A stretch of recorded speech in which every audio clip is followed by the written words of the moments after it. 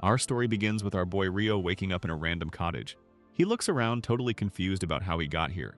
He spots a couple of books and a knife sitting on a table. Stepping outside, he takes in the fresh air of a brand new world. He stares at his hand, deciding to test something out. He calls for water. To his surprise, a swirling ball of liquid actually gathers right above his palm. It quickly collapses back into a sad little puddle. A flashback reveals he recently met a fake-looking angel who told him this isn't the afterlife. The guy confirms our hero is the recently deceased Rio Mahara. He smiles, happy to finally have a visitor after a long dry spell. He flatly reminds Rio that he died in an accident, which our boy vaguely remembers. Rio asks if he's God, but the guy clarifies he's basically just an angel. Rio immediately files him away in his brain as fake Michael. When Rio asks what his grand isekai mission is, Michael tells him to just live however he wants. Apparently, upper management didn't give him an agenda or a demon lord to kill. Hearing this, Rio instantly requests a lazy, slow life. Michael explains he's going to a magic world called Phi. Only about 20% of the humans there can actually cast spells. He adds that Rio is highly compatible with water magic. To grant his slow life wish, they drop him into the forest of Rondo. He gets a free house and 2 months worth of prime marbled meat. Rio figures the magical ice house is part of the pack. Michael also set up a barrier around the property so monsters will leave him alone.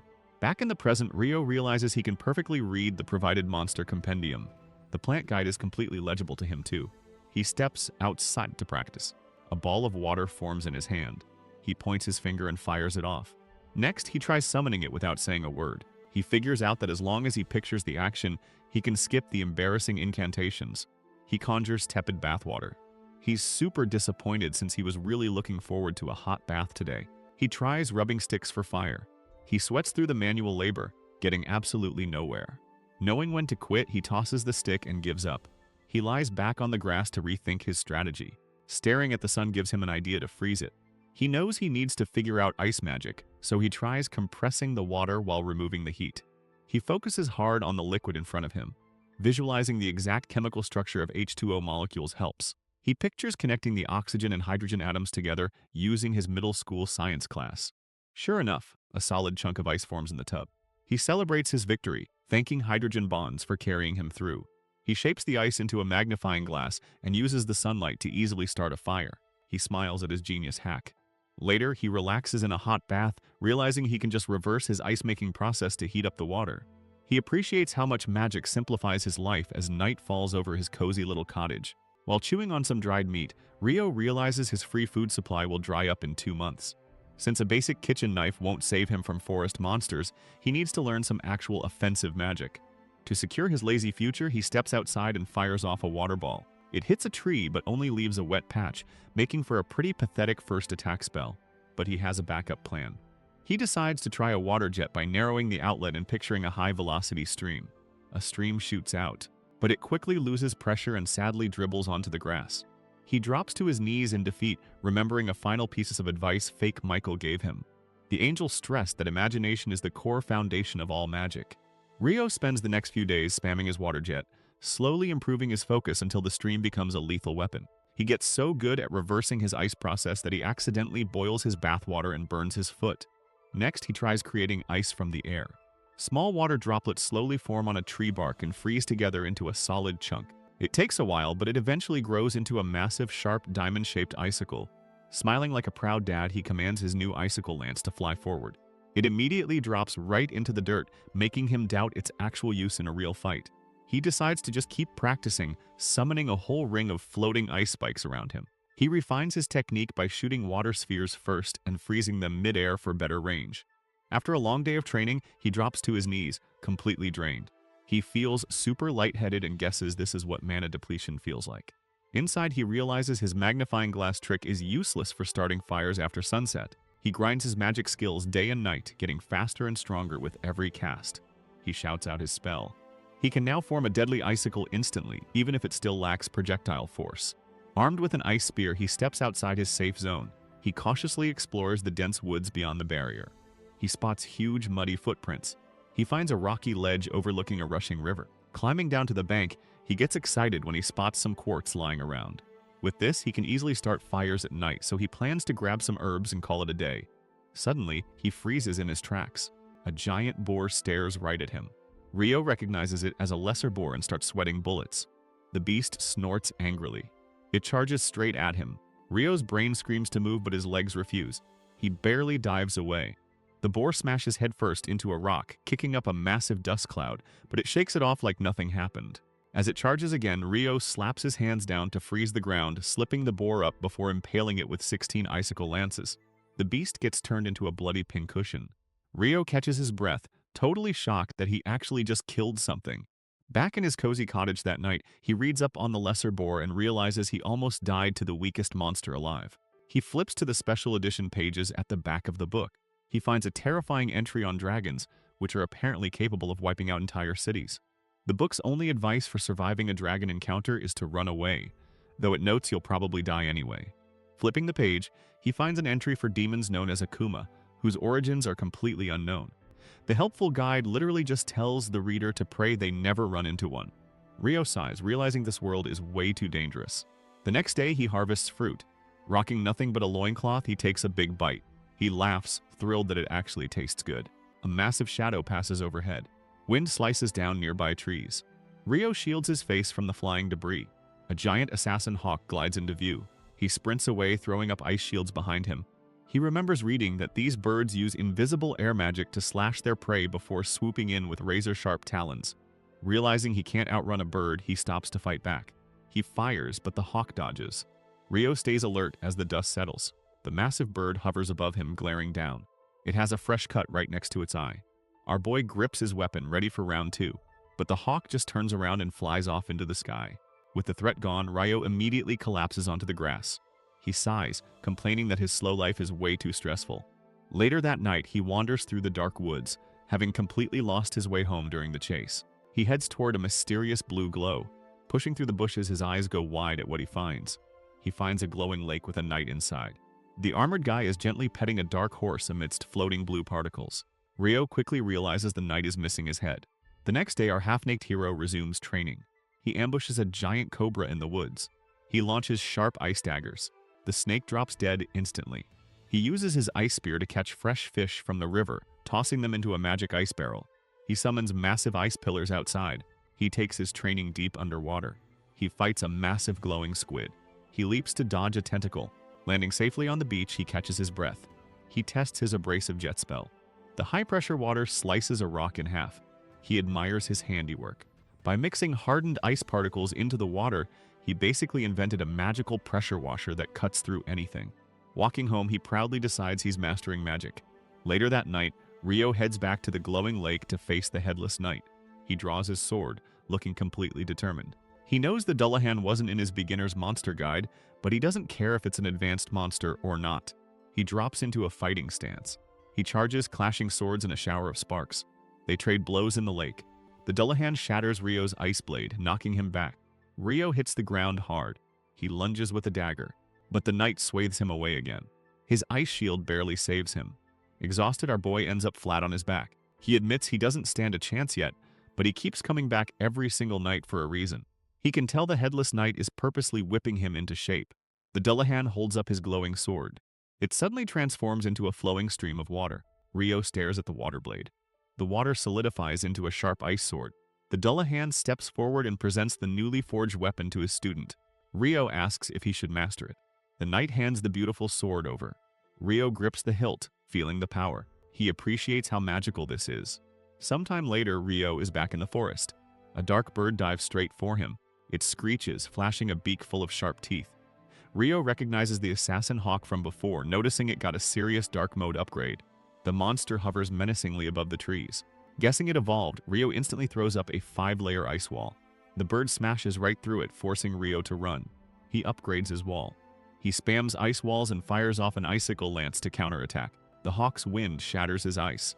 Ryo is stunned, realizing the bird evolved some kind of nasty magic negating ability just to spite him. The bird opens its beak for a massive attack. Yellow lightning sends Ryo flying. He tumbles but draws his new water sword. He sprints through the dust cloud. He plants his feet to face the bird head-on. The bird dives. Ryo swings his blade. He slices upward, narrowly dodging as the monster flies right over him. The hawk turns around for one final deadly swoop. Black feathers rain down from the sky. Ryo walks over to the giant bird, which is now crashed in the dirt, completely defeated. He realizes it evolved purely because he took its eye. He knows losing is a tough pill for the bird to swallow.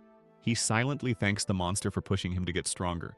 He actually trained specifically for the day this thing would come back for revenge. He's genuinely grateful for the chance to improve his skills. His glowing blue sword is buried deep in the bird's back, slowly fading into light. He respects the sheer pride that brought the hawk back here. To honor that pride, he decides to finish the job quickly. He sheathes his weapon and walks away from his fallen rival. Suddenly, a massive red dragon flies overhead. Ryo looks up, absolutely terrified. He can't believe his eyes as the giant beast lands. The dragon calls out and Ryo is shocked it can talk. The dragon is just happy its telepathy still works after not using it for so long. It casually mentions it wants to ask our boy a question. It asks if he happens to have seen an evolved assassin hawk around these parts. Ryo nervously admits he did, praying the bird wasn't one of the dragon's personal pets. He awkwardly prepares to apologize for murdering it. But the dragon is actually super impressed that a human managed to slay the creature. Leaning in closer, the dragon notices the rare weapon hanging at Ryo's waist. It points a massive claw right at his new sword. The dragon recognizes it as the sword of the Fairy King, assuming Ryo must have earned his favor. Ryo just smiles sheepishly, deciding to change the subject and ask the dragon some questions of his own. Eventually, the dragon apologizes, saying it's being summoned away and has to cut their nice chat short. Ryo thanks him for the info and introduces himself, asking for the dragon's name before he leaves. The beast introduces himself as Lewin, spreads his massive wings, and promises they'll meet again. Ryo stands in the wind, watching his new insanely overpowered friend fly off into the sunset. He laughs to himself, never expecting his lazy, slow life to include casual chats with a dragon. Meanwhile, back in the white void, fake Michael realizes he made a massive clerical error.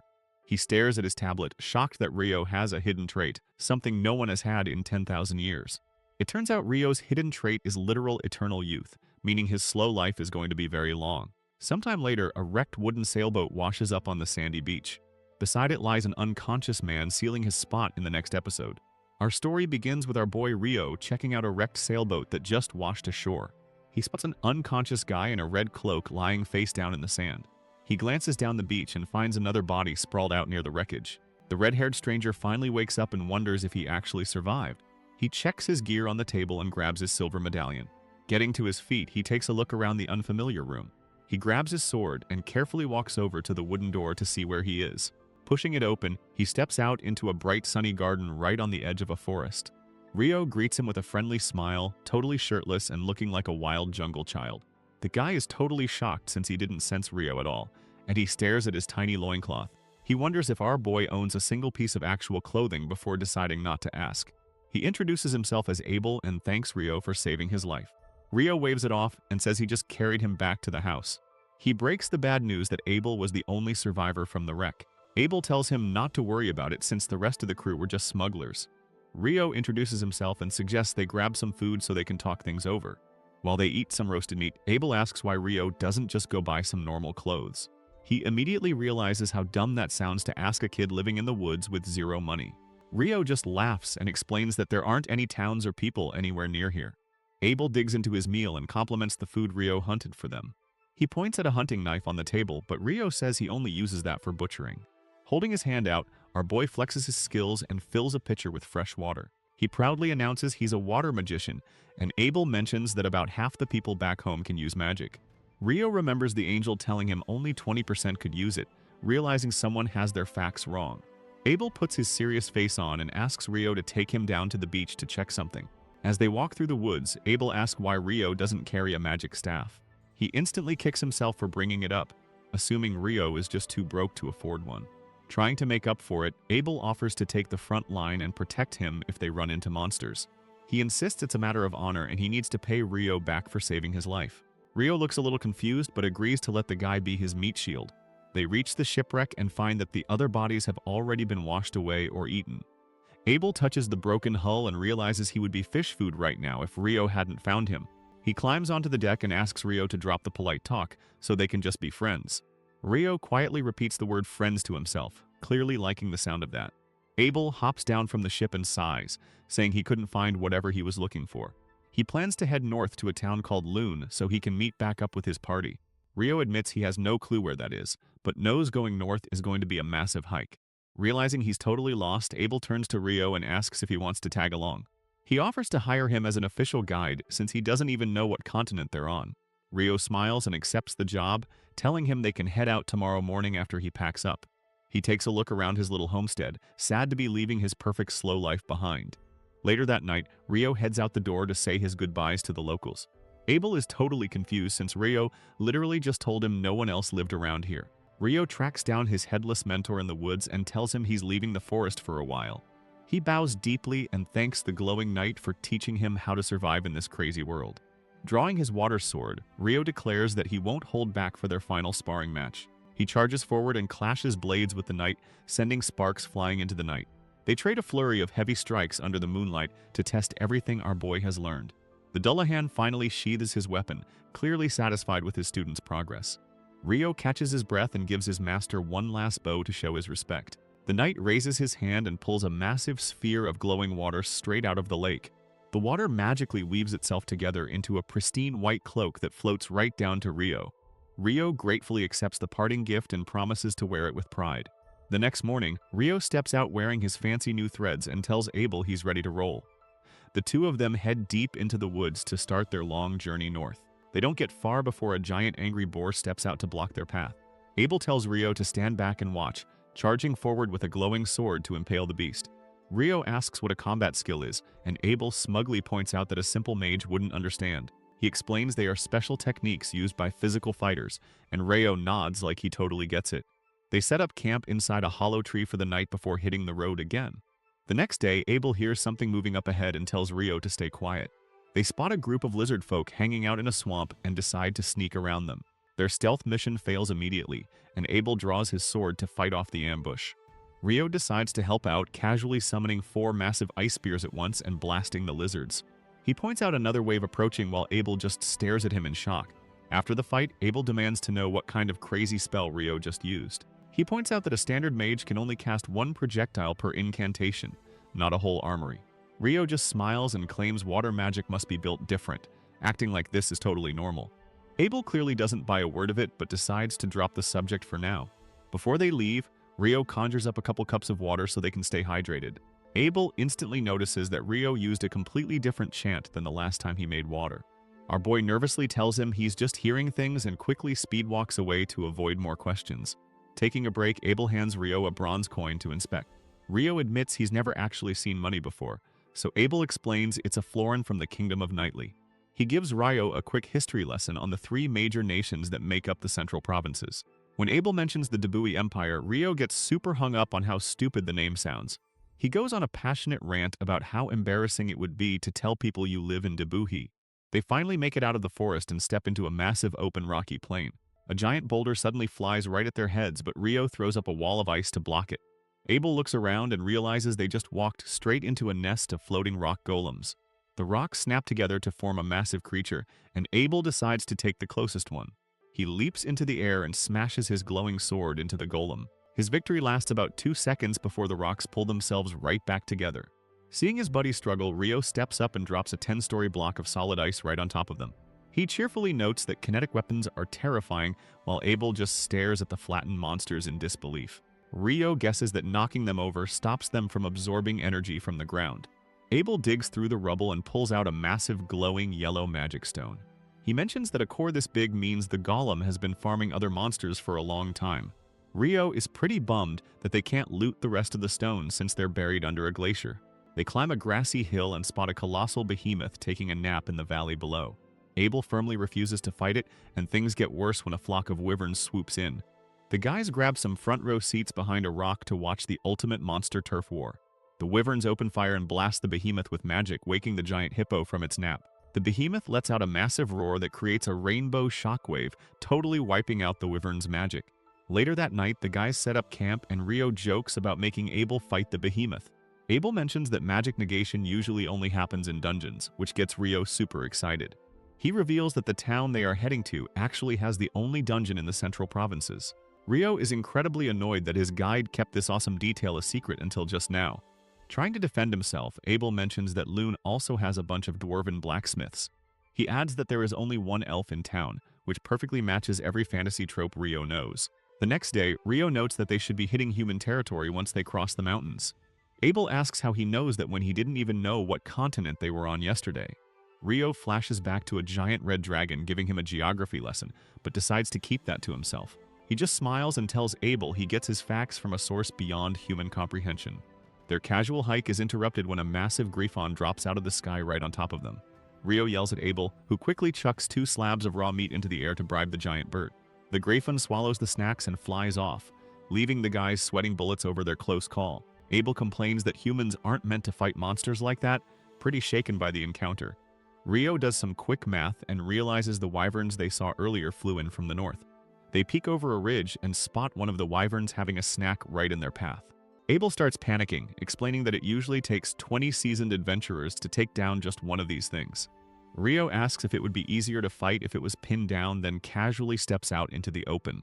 Before Abel can stop him, our boy chants a spell and drops a barrage of ice spears right onto the beast's wings. With the target grounded, Abel leaps in and finishes the job with a single glowing strike. They watch the rest of the flock circling above, and Rio gives his buddy a nod to get to work. Abel rips a green magic stone out of the snow, mind blown by how easy that was. Suddenly turning into a combat junkie, Abel grabs his sword and declares they are going to slaughter the entire flock. Rio just smiles and follows his hyperactive new friend as they continue their journey to town. The story begins with our reincarnated water mage, Rio, and the shipwreck survivor he rescued, Abel, taking a scenic hike through the mountains. Abel is pretty thrilled about the massive haul of magic stones they harvested from the overgrown lizards. Rio suddenly panics, asking where exactly they are and praying they haven't wandered into the Debuhi Empire. Abel laughs off the concern since the Empire is way up north, leaving our boy to sigh in sweet relief. He quickly clarifies that he has absolutely no political beef with the nation itself. He just thinks their name sounds incredibly stupid, which completely derails Abel's train of thought before Rio spots a road. The camera pans across the forest as Abel realizes the snow-capped peaks they just crossed were actually a notoriously deadly mountain range. He decides to keep that terrifying trivia to himself and points out that the road leads straight to Kailati. Rio instantly lights up at the thought of a real bed, completely abandoning his earlier bloodlust for hunting wyverns. He argues that fighting and sleeping are 2 entirely different hobbies, and Abel happily agrees they need a break. The swordsman highly recommends the local food, which is all the motivation our gluttonous hero needs to pick up the pace.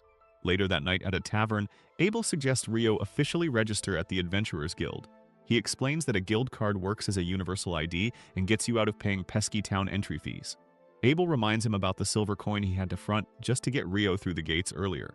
Rio immediately gets suspicious, asking if this is some shady setup to trap him in indentured servitude to pay off his debt.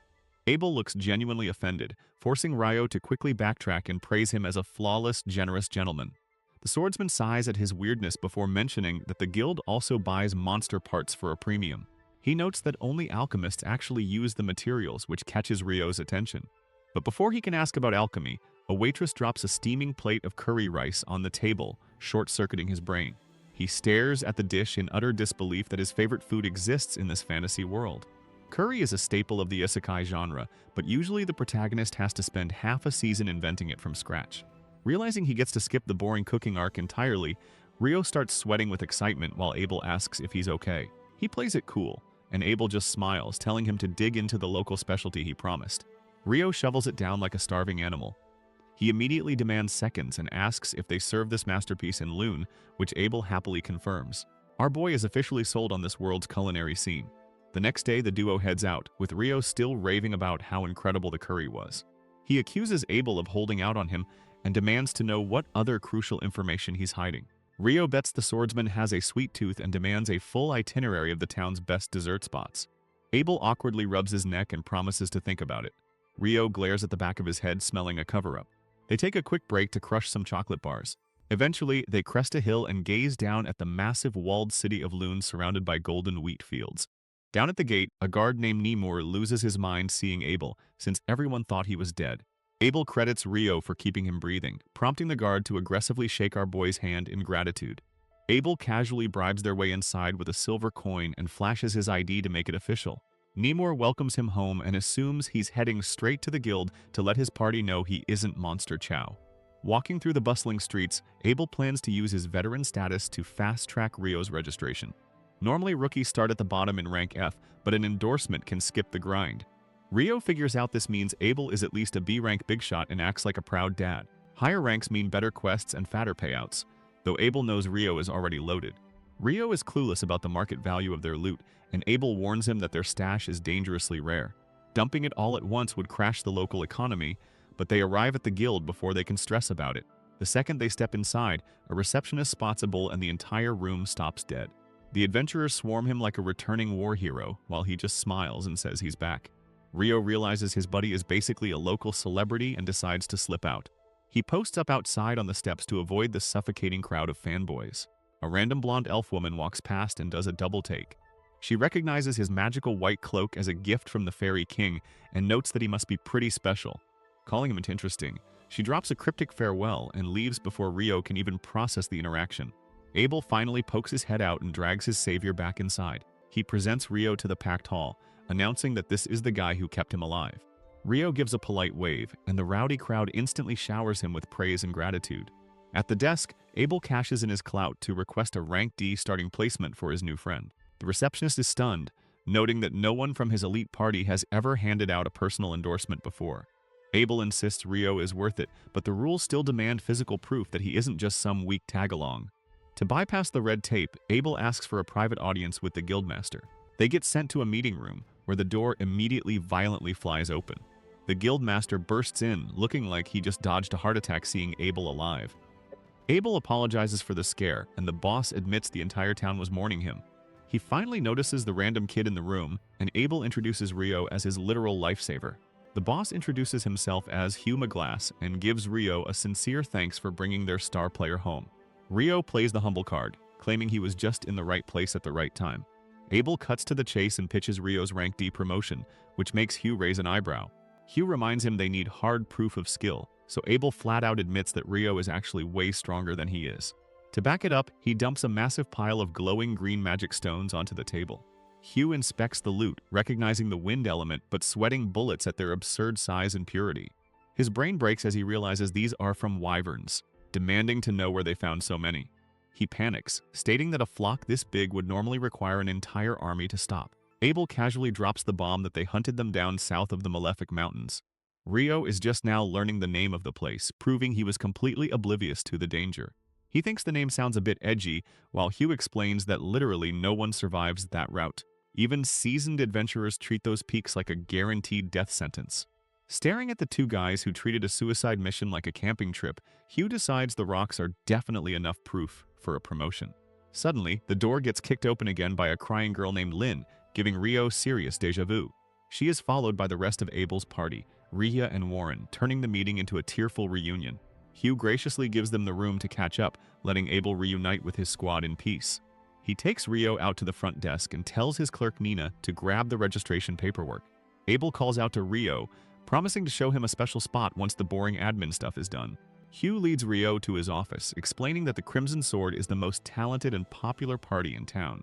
Rio asks if he really deserves a D rank, and Hugh admits that Abel is a certified prodigy. But even a prodigy can't solo a wyvern, let alone a whole flock of them, which means Rio has to be an absolute monster in combat to pull it off. He slaps Rio's shoulder, laughing that our boy is built like a brick house for a guy who casts spells. Nina walks in with a crystal ball, and Hugh leaves her to handle the orientation while he tackles his mountain of paperwork. The cute clerk introduces herself and sits down to get Rio officially into the system. She starts the interview by confirming his name and checking if his class is magician, while Hugh scratches his head in the back. Rio nervously confirms he's a water mage, trying his best not to look like a total amateur. When she asks for his address, he awkwardly admits he just rolled into town and is currently homeless. Nina kindly informs him that new recruits get up to 300 days of free lodging at the guild. She then asks if he's ever explored a dungeon, and he shakes his head. She cheerfully pitches the guild's monthly introductory dungeoneering course to keep him from getting instantly killed. It covers basic survival tips and rookie traps, and Rio eagerly signs up to avoid an embarrassing early grave. She jots him down for a lecture in 2 days and tells him to show up at 9 sharp. Our boy looks completely lost, having no idea how to actually tell time in this world. Nina points out there's a massive clock in the town square, wrapping up the world's easiest job interview. She places a black rectangular device on the crystal stand to finalize the process. Rio places his hand on the orb, and Nina commands the system to register his magic signature.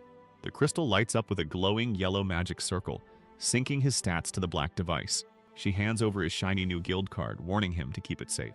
With his D-rank status officially locked in, Nina congratulates him and heads back to work. Alone at his desk, Hugh rubs his temples, recalling how depressing the office got when they thought Abel was dead. He's just glad he doesn't have to deal with a grieving town anymore. Realizing they owe Rio big time, he decides to broadcast the good news of Abel's return. He grabs a steampunk-looking intercom from his desk to make the announcement. Back on the streets, Rio drags Abel along to collect his payment for playing bodyguard. Abel offered to buy him fresh clothes and a magic staff, which Rio thinks is incredibly generous. But our boy is confused about the staff, and Abel points out that normal mages usually need one. Rio casually flexes that he casts just fine without one, preferring to get up close and personal with a sword. Abel is completely baffled since he hasn't seen Rio carry a weapon this entire trip. Rio proudly presents a tiny blade strapped to his waist, which Abel awkwardly points out is literally just a knife. Ignoring the roast, Rio admits he has some questions about how this world actually functions. He learns that a day here is 24 hours, a week is 7 days, and a month is 30. The locals even measure clothing in centimeters, making the calendar and metric system identical to Earth's. Between the math and the curry, Rio deduces that some other reincarnated guy definitely got here first and plagiarized everything. After snagging his new gear, Rio thanks Abel for footing the bill. The swordsman reveals their timing is perfect for their next stop, and as the guest of honor, Rio isn't allowed to say no. That night, the Crimson Sword throws a massive tavern party, raising their mugs to toast Abel's survival and Rio's heroism. Our boy fits right in, getting totally hammered with the local legends. The next day, Rio is fighting for his life against a hangover while Nina walks him to his new room. She explains that Warren treats Abel like a big brother, so he was just aggressively showing his gratitude with alcohol. Rio admits he had fun but definitely drank way past his limit. They open the door to room 15, startling a guy doing push-ups who instantly starts stuttering at the sight of Nina. She ignores his panic and cheerfully introduces Rio as their newest roommate. The sweaty guy is Nils, and he introduces his blonde friend Ito, who gives Rio a friendly wave. With the introductions handled, Nina excuses herself to get back to the front desk. She flashes a cute smile and reminds Rio not to skip his lecture tomorrow. The second the door clicks shut, Nils grabs Rio's shoulders and shakes him in absolute despair. He swoons over how gorgeous Nina is, while Ito sighs like she deals with this simp behavior daily. She brutally reminds him that every guy in the guild is thirsty for the clerks, so he has zero chance. Nils violently defends his dream of becoming a high-ranking big shot just to land a top-tier waifu. Ito ignores his delusion and asks Rio if they can drop the formalities since they're living together. He happily agrees, and Edo is just relieved they didn't get stuck with a toxic roommate. Before they can bond any further, someone knocks on the door. Nina peeks back in, apologizing for the interruption but bringing another stray adventurer who needs a bed. A tiny kid named Amon steps up, and Nils immediately roasts him for looking way too young, though the kid swears he's 16. Amon drops the mood by revealing his entire family died, leaving him to survive as an adventurer. Ito offers some quick sympathy, noting they're basically all tragic orphans here. Nina pairs Amon up with Rio for the dungeon course, and the two rookies politely shake on it. Meanwhile, in a private room, Lynn slams the table, aggressively debating the mechanics of Rio's magic. She refuses to believe that someone could conjure a massive block of ice midair just to crush an enemy. Abel meekly insists that's exactly what happened, but Lynn screams that magic can only be cast near the user's body. She treats long-distance conjuring like an absolute myth, leaving Abel to just awkwardly accept her rant. Ria calmly steps in, telling Lynn to chill out since Abel isn't making this up. Lynn sits down, still fuming over the ridiculous idea of piercing wyverns with ice spears. She points out the basic lore that wyverns have a natural wind barrier that deflects magic.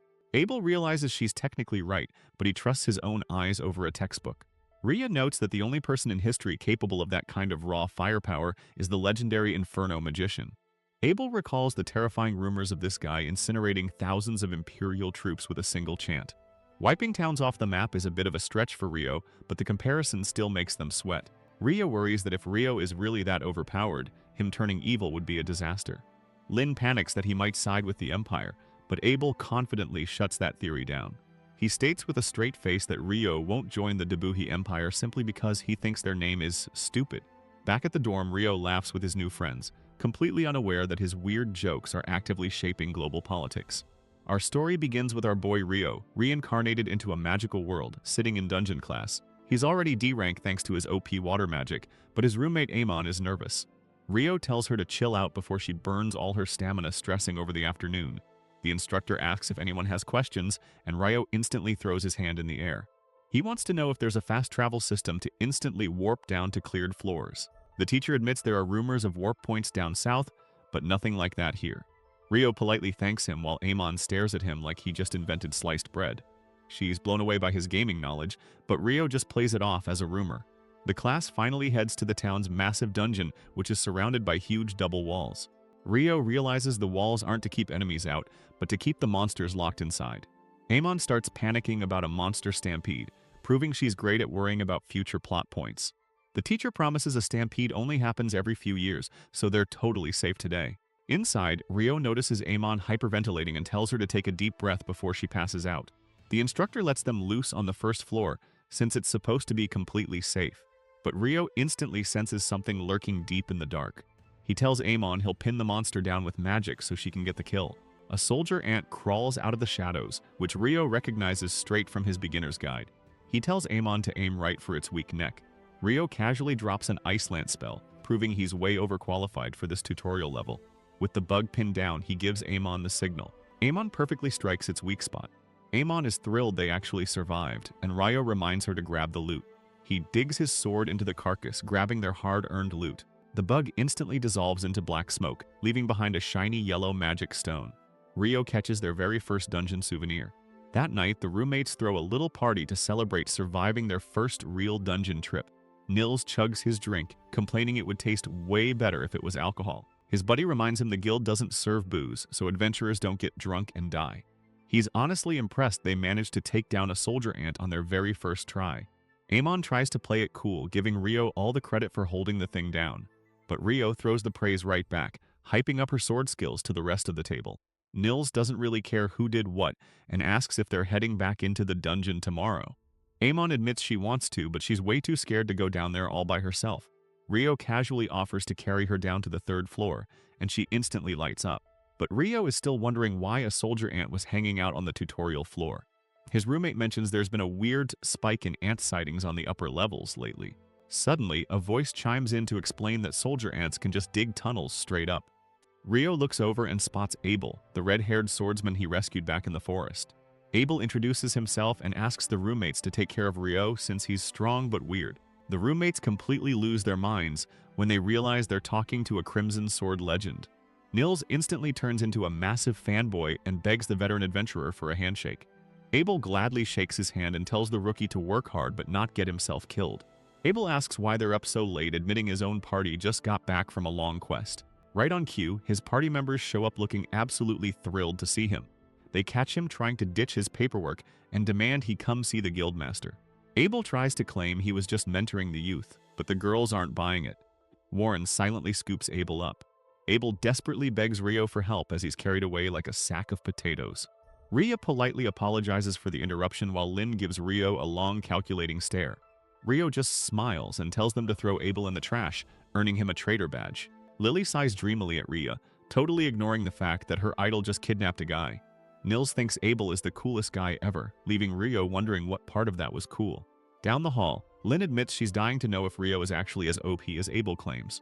Abel smirks from his spot on Warren's shoulder, promising they'll see his ridiculous power soon enough. They tell him to shut up and stop trying to sound cool while being carried like groceries. Amon sprints down the hall, completely pumped for their dungeon date. They immediately run into a wolf pack. Rio drops one instantly. Amon steps up and slices a leaping wolf right out of the air with perfect form. She slashes down, painting the walls red. With the pack dead, she drops in exhaustion. Rio proudly offers her a hand. She gladly takes it, feeling more confident. Taking a break on the stairs, Rio mentions her sword style looks suspiciously like Abel's. Amon explains she was trained by an old guy named Kiro back in her hometown. Turns out her master studied the famous Hume School style in the royal capital. Rio confirms that's the exact same style Abel uses, meaning she's on the right track to greatness. Amon is surprised Rio knows so much about swordplay since he's busy throwing ice around. He casually mentions his old headless Dullahan mentor, though his own style is completely made up. He tells her not to push herself too hard, but notes her defensive style is great for avoiding injury. He tells her the real secret is just doing a ton of cardio to build up her stamina. He shares how he traveled with Abel and saw firsthand how much the guy grinds. Even a prodigy like Abel wakes up early to practice forms. Hearing that, Amon gets totally fired up and vows to put in just as much effort. Later, Rio decides to skip the dungeon grind because he actually has some errands to run. He heads over to the town library for some reading. The librarian gives him a tour, and Rio is completely blown away by the massive book collection. She points him straight to the beginner's alchemy section so he can start brewing his own potions. He grabs a basics guide and a recipe book, wondering how he's going to memorize all this. Sitting by the fountain, he realizes he should probably just buy his own copies if he's serious. Suddenly, the bright sunny sky turns pitch black as a solar eclipse rolls in out of nowhere. The entire atmosphere shifts, and Rio instantly feels like he just stepped into a different dimension. A massive fire blast strikes. He barely throws up an ice shield in time to block the incoming inferno. The attacker reveals herself as a demon girl with horns, looking way too happy to see him. She casually promises to kill him like he's just a mild inconvenience. Rio realizes her firepower is on par with the craziest monsters he's ever faced, which is bad. He knows he needs to run, but he's trapped in this weird space with no backup coming. She hits him with another point-blank fire blast. Rio decides he's had enough of playing defense against this pyromaniac. She's actually impressed he blocked her hellfire and managed to dispel her wind lance. She spots his magic sword and figures out he got it from the Fairy King. She draws her own blade, promising to cut him down manually. They charge in and their swords clash in a blinding shower of sparks. Rio summons a barrage of ice shards, but the demon girl just dances around them. She's using wind magic to boost her speed. She bounces off the walls like a ninja, raining down strikes from above. Rio figures out their speed is equal, and her sword strikes are a joke compared to his old masters. She demands to know who the hell he is to be wielding the Fairy King's weapon. She calls him a monster for casting so fast, which Rio thinks is pretty rich coming from a literal demon. Deciding he's too dangerous, she lunges in. Rio unleashes a massive wave of ice magic, but she just laughs it off. She throws up giant stone pillars to block his projectiles like it's nothing. But a few stray ice shards manage to slip past and scratch her cheek. Rio charges in to finish it, and they clash with everything they've got. Her scratched face is already healing fast. The impact blows them both back, crashing into the nearby buildings. Suddenly, she finds herself surrounded by floating water bubbles. Before she can react, the bubbles start popping, triggering a massive chain reaction. She screams in agony as she gets completely drenched in Rio's explosive magic rain. When the smoke clears, she flashes a completely unhinged smile. She admits she hasn't had this much fun in ages, but sadly, she's completely out of time. She explains this weird dimension was just a special cloister she barely has any control over. She formally introduces herself as Leonore, and Rio finally gives her his name. As the eclipse starts to fade, she realizes she probably should have tried harder to kill him. She promises they'll definitely fight again, whether he wants a round 2 or not. She tells him not to die, claiming his life officially belongs to her. With that ominous threat, the sky clears up and the crazy demon girl vanishes. Rio sheathes his sword, realizing his magic robe is the only reason he doesn't have a hole in his chest. He's exhausted, hurting and dizzy, but he decides to go buy those alchemy books anyway. After hitting up the guild, he's shocked to see just how much cash his wyvern stone sold for. With his pockets completely loaded, he realizes he won't have to work a real job anytime soon. He heads back to his room, hoping to get his bruised shoulder healed, but nobody is home. Outside, he finds his roommates getting harassed by a group of smug punks after a long day. The leader, Dan, is acting real tough for a guy who just ambushed a bunch of exhausted rookies. Dan mocks them for letting their guard down, asking if they expect monsters to warn them before attacking. Rio completely agrees with his logic, popping up out of nowhere without warning. He instantly knocks out all of Dan's friends, proving he's great at taking his own advice. Dan throws a punch, but Rio casually dodges and hits him in the gut. Dan drops to the floor in agony, and Rio admits he might still be a little on edge. He hands Lily a potion, thanking her for helping him on with her morning runs. He realizes his roommates seriously need to work on their stamina if they keep getting ambushed. Later, Lily uses her priest magic to completely heal the massive purple bruise on Rio's shoulder. Relaxing in the hot spring, Lily mentions that blow would have instantly killed him if it hit his heart. Rio admits that's exactly where the demon was aiming, and he just barely managed to dodge it. His roommates are completely terrified, wondering what kind of monster could push their OP friend that far. Rio feels pretty bad about getting bullied by a demon and then taking it out on some F-rank kids. He realizes if Leonore has a group, there are definitely more demons out there. He's got a whole lot of crazy plot points to figure out, but for now, he just enjoys the bath. Our story begins with a goblin archer taking aim, but an adventurer easily blocks the shot. The female fighter slices the green pest right across the chest and takes a breather. She takes a nasty cut to the arm, but a quick green healing spell hovers over the wound. The magic fades away, leaving her skin looking good as new. The trio stands victorious over the dead goblins, totally relieved they made it out of that close call in one piece. The blonde healer points out that goblin archers have absolutely no business hanging out on the 5th layer. The gray-haired girl is shocked they want to leave early, but the guy refuses to push their luck.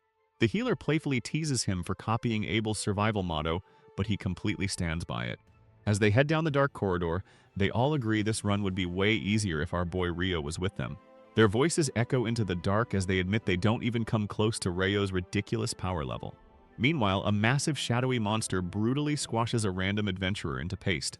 Outside the walled city, our reincarnated overpowered mage Rio stares out over the green valley. He flashes back to his wild fight with the demon girl Leonore, realizing her casting speed was completely insane. He knows he needs to beef up his own strengths to cover his weaknesses if he wants to survive this world. He stares up at the sky, totally jealous of how fast she closed the gap on him. He looks a bit bummed out before hyping himself back up, deciding there's no point crying over magic he doesn't have. Rubbing his chin, he tries to figure out a way to use his busted water magic to move like the wind. He realizes he uses water to launch himself upward all the time, so doing it on land should be a breeze. Our boy gets into a sprinting stance on the grass. He freezes a solid path of ice right in front of him. He steps onto his makeshift runway. Looking over his shoulder, he double-checks his angles. He visualizes the spell firing from his back and casually casts a massive water jet. The pressurized water blasts out, rocketing him forward down the ice path. He slides at breakneck speed before completely losing his balance and eating dirt. He brushes off his bruised ego, deciding his new rocket skates are just a work in progress. Smiling like a maniac, he figures he just needs 1,000 more water jets and decides to hit the library. He strolls toward the city, eager to do some light reading on alchemy and literal demons. Inside the library, Leonore slams a massive book shut, annoyed that even the forbidden texts are useless. She's super frustrated that she can't find anything about creating thick ice walls or spears strong enough to pierce wyverns. She figures magic that crazy has to be completely original, since not even her master could pull it off. She pulls another book but jumps when an elf named Sarah casually walks up to say hello. Sarah is surprised to see her reading such heavy material, and Leonore tries to play it cool. Leonore almost asks Sarah for help with her Rio problem but bites her tongue at the last second. She completely changes the subject, asking about Sarah's recent trip to the royal capital. Sarah confirms she just got back but quickly brushes her off, claiming she has an envoy waiting. Leonore watches the elf walk away, feeling totally left out to dry. Back at the guild, Amon stammers like a nervous wreck trying to hit on the receptionist Nina. Ito completely ignores his tragic flirting and steps up to handle business. Nina inspects their loot, seriously confused since goblin archers haven't been on the 5th layer in years. Ito confirms their suspicions, and Nina promises to run this up the ladder immediately. Nina sprints up the stairs to warn the boss, leaving Amon crying over his ruined riz. Ito drags Amon away to cash in their loot. In the office, the guildmaster hears the report and immediately realizes things are about to get ugly. Knowing this is a terrible omen, he asks which heavy-hitter B-rank parties are currently in town. Nina confirms that both the Crimson Sword and the White Brigade are fresh back from their trips. He orders her to summon both squads to his office for a special offer. Walking down the hall, Amon whines about having to deal with the stuck-up White Brigade. Ito roasts him for constantly complaining and tells him to act more like their silent giant, Warren. Warren just sighs, clearly tired of babysitting these two. Amon knocks on the massive wooden door while the rest of the squad waits behind him. The boss calls them in and Amon politely apologizes for interrupting. Inside, the pretty boy captain of the White Brigade, Phelps, is already chilling on the sofa. Phelps greets Amon by his real name, Abel, mocking him for always being so painfully formal. The guildmaster skips the pleasantries, thanking both top-tier parties for showing up. He drops the bomb about the goblin archers, and Abel demands to know if the intel is solid. The boss confirms the magic stones don't lie, and Phelps nods in agreement. Phelps asks what the plan is, and the boss orders both teams to march straight into the dungeon. He needs them to check for signs of a great tidal bore, making Ado instantly sweat. He explains it's a massive, uncontrollable monster stampede, and they are 10 years overdue for one. He warns them the whole dungeon could explode with monsters at literally any second. Ito pieces it together, realizing the upper floor archers were just the tip of the iceberg. To sweeten the suicide mission, the boss dumps a massive pile of gold coins right on the desk. Abel double-checks that they are strictly on recon duty to see if the horde is coming. Phelps asks what happens if the stampede is already rushing the gates. The boss tells them to run for their lives so they can set up a joint defensive line. Abel points out that the boss has clearly already done a ton of paranoid groundwork. The boss admits you can never be too prepared when dealing with a literal monster tsunami. Phelps asks when they leave, and the boss tells them to move out first thing tomorrow. He asks if both squads are man enough to take the job, and the leaders stand up. Abel and Phelps both lock in, officially accepting the crazy dangerous quest. The next morning, Rio's roommate yawns as our boy gets dressed to hit the North Side Library. His buddy is confused about why he's going all the way across town just to read. Rio smiles, claiming he wants to study advanced alchemy and totally normal things like literal demons. The blonde guy nods, mentioning that Rio is finally a D rank and actually allowed inside now. The gray-haired girl asks about the juicy forbidden texts, and Rio instantly lights up like a kid. But his dreams are crushed when he learns he needs to be B rank to read the good stuff. His roommate cheers him up, betting our overpowered boy will hit that rank in no time. Rio wishes his friends luck as they gear up to hit the dungeon again. He waves goodbye to the squad, promising to catch them later. At the library, he slaps down 2 silver coins. The librarian hands him a fancy wooden pass. Rio steps inside, totally blown away by the massive, high-ceilinged book paradise. He admits it's smaller than the other one, but the classy vibe is completely unmatched. He wanders the aisles, realizing he's totally lost and needs to ask for directions. Heading upstairs, he worries people will think he's a psycho if he asks for the demon section. He strolls along the balcony and spots someone familiar reading nearby. Sarah looks up from her book and locks eyes with him. Our boy stops, blushing hard at the pretty elf. They just stand there staring at each other in the quiet library. Meanwhile, the guildmaster and the top-tier adventurers gather up their squads for the dungeon raid. They brought only the C rank and above elites, leaving the rookies safely behind. The boss tells them to move out, but Abel gets a seriously bad vibe. Trusting his gut, Abel orders his mage to scan the first layer before they open the doors. Leonore steps right up to the massive stone gates. She closes her eyes and fires a scanning pulse straight into the rock. Her wind magic blasts the dust right off the sealed entrance. The scan reveals a pitch-black staircase absolutely swarming with glowing monster eyes. Leonore starts sweating bullets, screaming that there are hundreds of targets waiting right at the door. Abel realizes the stampede is already here, and Warren screams for everyone to pull back immediately. 2 guys desperately shove the heavy stone doors shut before the horde can break out. Back at the guild, Ito and Amon read a notice banning anyone from entering the dungeon. Suddenly, a panicked guy bursts in, screaming that the Great Tidal Bore has officially started. He orders all available adventurers to the defensive wall to intercept the monster army. Ito and the squad share a terrified look before sprinting out to join the war. Back in the peaceful library, Rio and Sarah are still just staring at each other. She smiles and walks right up to him, recognizing him as a local adventurer. Rio blushes like a tomato as she gets closer. She introduces herself, and he awkwardly stammers out his name while shaking her hand. Sarah flashes a warm smile, claiming she just knew they were going to meet again. She asks what he's looking for, and Rio almost slips up. He catches himself before saying demons and claims he's looking for books on alchemy instead. He smiles and casually drops that his ultimate goal is to build a literal golem. Sarah is completely shocked for a second before smiling at his ridiculously grand ambition. She admits they don't have golem manuals, but she knows a few books that might help. She offers to be his personal guide, and Rio happily accepts the VIP treatment. Our boy happily follows the pretty elf deeper into the library. As they walk, she asks if he likes books, and he says he used to read constantly. He admits it's been ages since he's been in a library, making it feel super nostalgic. Sarah playfully teases him, saying he makes it sound like it's been decades.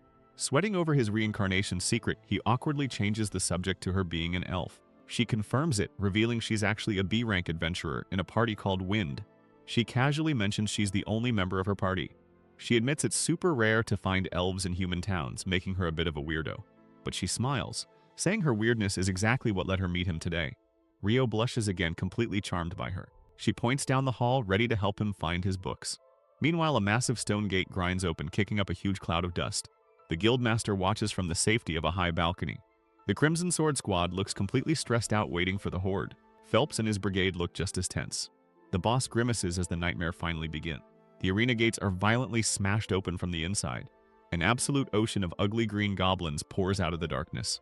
The boss screams the attack order, and the archers immediately start raining hell from above. Abel draws his bow and joins the firing squad. He perfectly snipes a goblin right in its ugly dome. The goblin archers fire back, sending a wave of arrows up at the wall. Warren casually blocks the incoming fire with his massive shield. A healer patches up a wounded guy on the floor.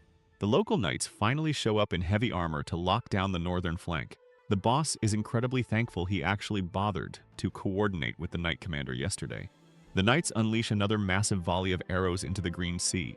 But the goblins just keep pouring out of the gate like a clown car. The boss starts sweating, realizing there are way more monsters than the last stampede. An adventurer screams at everyone to stay hydrated, knowing they are in for a brutal grind. Abel tells Leonore to save her mana, knowing the real fight hasn't even started yet. He jokingly asks her to just nuke the whole room, but she completely roasts him for asking. Luckily, the townspeople arrive pushing massive barrels of freshly requisitioned arrows. Nils delivers a batch to Abel and passes on a grim message from the boss. He warns that a massive boss monster is waiting in the back and the Crimson Sword has to kill it. Abel accepts the VIP suicide mission without blinking, and Nils wishes him luck. As the sun sets, Ito patches up Amon's arm while the battle rages on. The boss finally gives the signal, ordering the top squads to jump down into the meat grinder. Abel screams the charge, and Leonore casts a wind spell to give everyone a soft landing.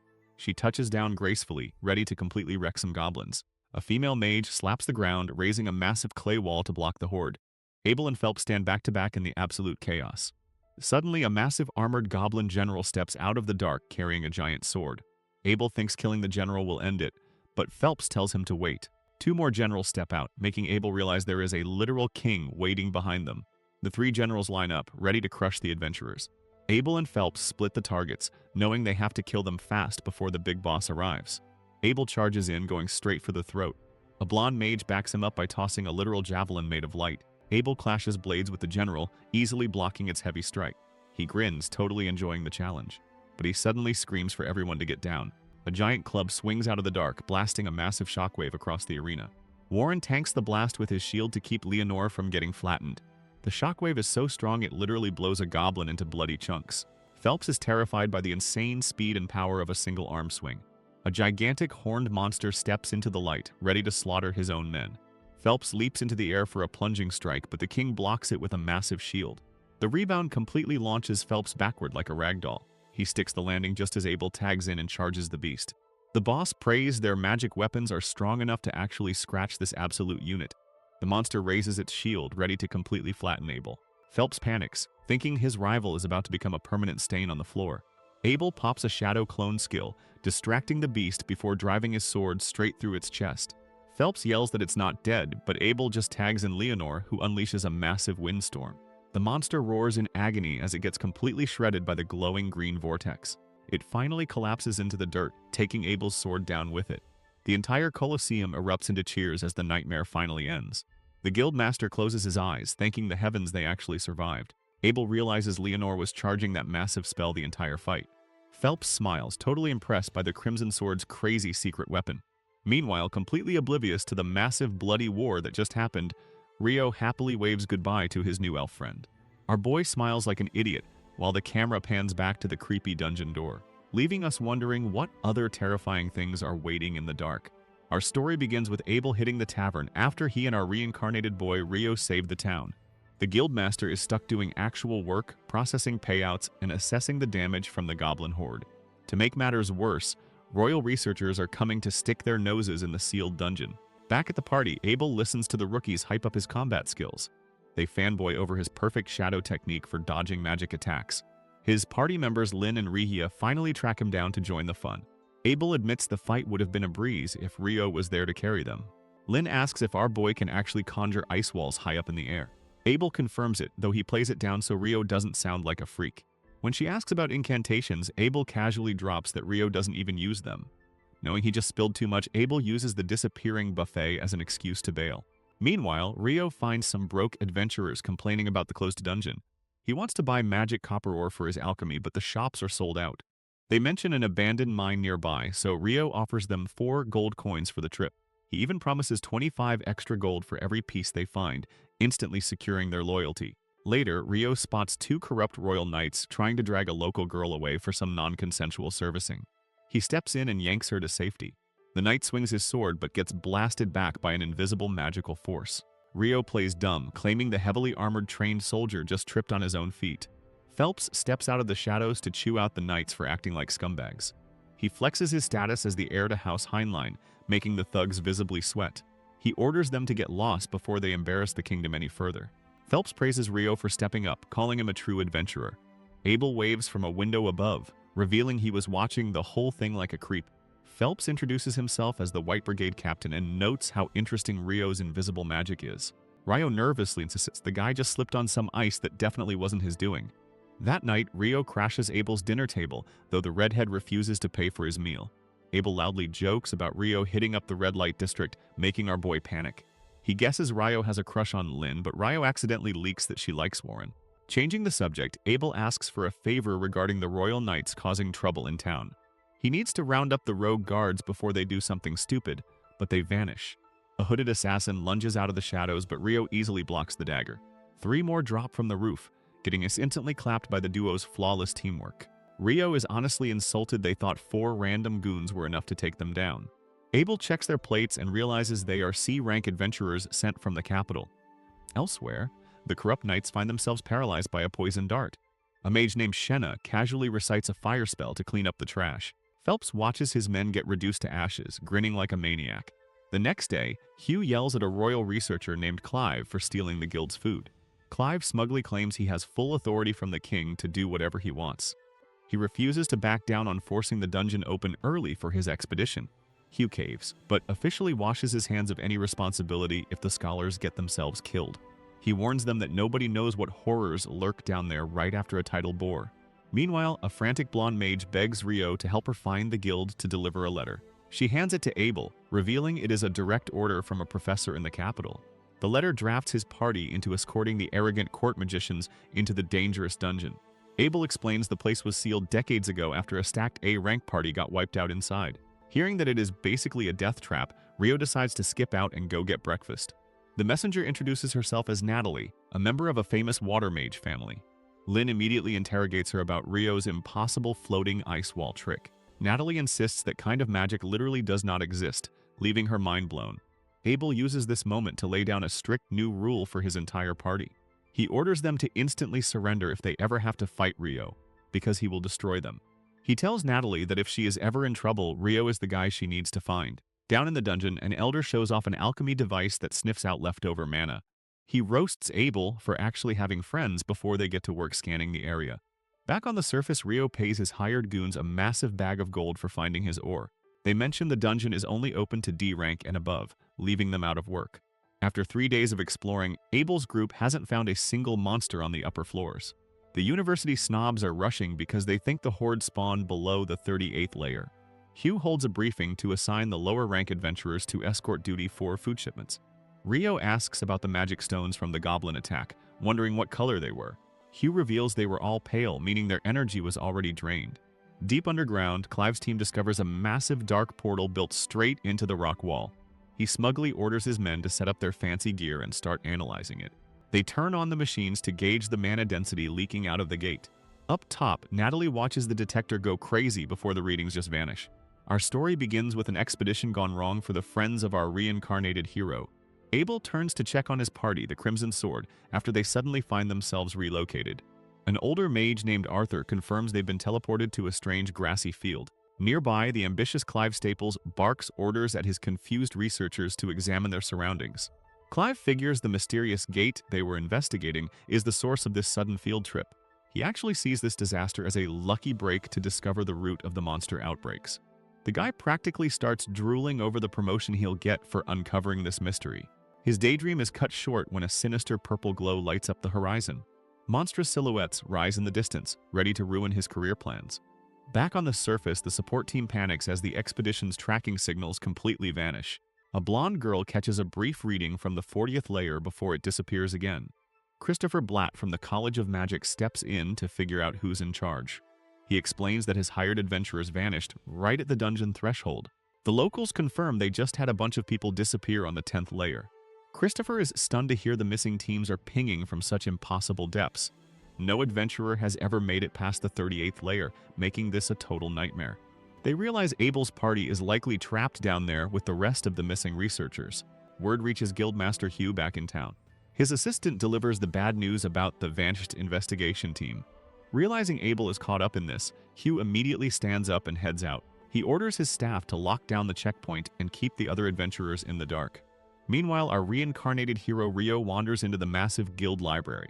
He realizes finding a specific book in this place is going to be a massive headache. Thankfully, a familiar voice calls out to him. It's Sarah, a friendly elf who knows her way around. Rio runs over to her like a lost puppy finding its owner. He explains he needs to research past eclipses and monster outbreaks, but doesn't know where to look. Sarah happily agrees to play librarian and show him exactly where those records are kept. As they walk, she asks if he thinks the recent solar eclipse triggered the monster wave. She confirms that every great tidal bore in history has been preceded by an eclipse. This most recent one was a total eclipse, making it a much bigger deal. Sarah leans in close, curious about how he figured out the connection. Rio stammers, knowing he can't exactly admit he was busy fighting a demon girl during it. He quickly changes the subject, asking her what makes a monster's magic stone change color. Sarah explains that the stones get more vivid the longer a monster manages to stay alive. Rio points out that all the stones from the recent goblin horde were pale. This means the entire army, including the king, had only just spawned. Creating such a massive force out of thin air would require a ridiculous amount of energy. Sarah reveals that past records show the exact same pale stones appearing during previous outbreaks. She offers to show him the old parchment records that even the regular librarians don't know about. Down in the depths, Arthur compares their sudden trip to a teleportation trap he once survived. He asks the team to check their instruments to figure out where they actually landed. A researcher confirms his wind magic device is still functioning normally. He hopes the surface team will track their location and send a rescue squad. Arthur isn't so optimistic, noting that the air in this place feels incredibly unnatural. Rihia realizes the atmosphere feels just like being inside a high-level divine defensive spell. Abel deduces they're trapped inside a massive barrier with no visible boundary. He asks Lynn to use her detection magic to scan the area for anything useful. She raises her staff and casts a probe spell to check for nearby life forms. A pulse of green light sweeps across the dark field like a magical radar. Lynn detects about 1,000 humans just a few hundred meters ahead of them. She also spots 50 unknown life forms mixed in with the crowd. Assuming the humans are Clive's missing team, Arthur suggests they head over to rendezvous. Back up top, Guildmaster Hugh realizes his people are stuck on the legendary 40th layer. He knows sending a rescue party that deep is basically a suicide mission. Christopher refuses to risk any of his own subordinates while the dungeon is this unstable. Hugh is forced to just sit back and pray that the missing teams are safe.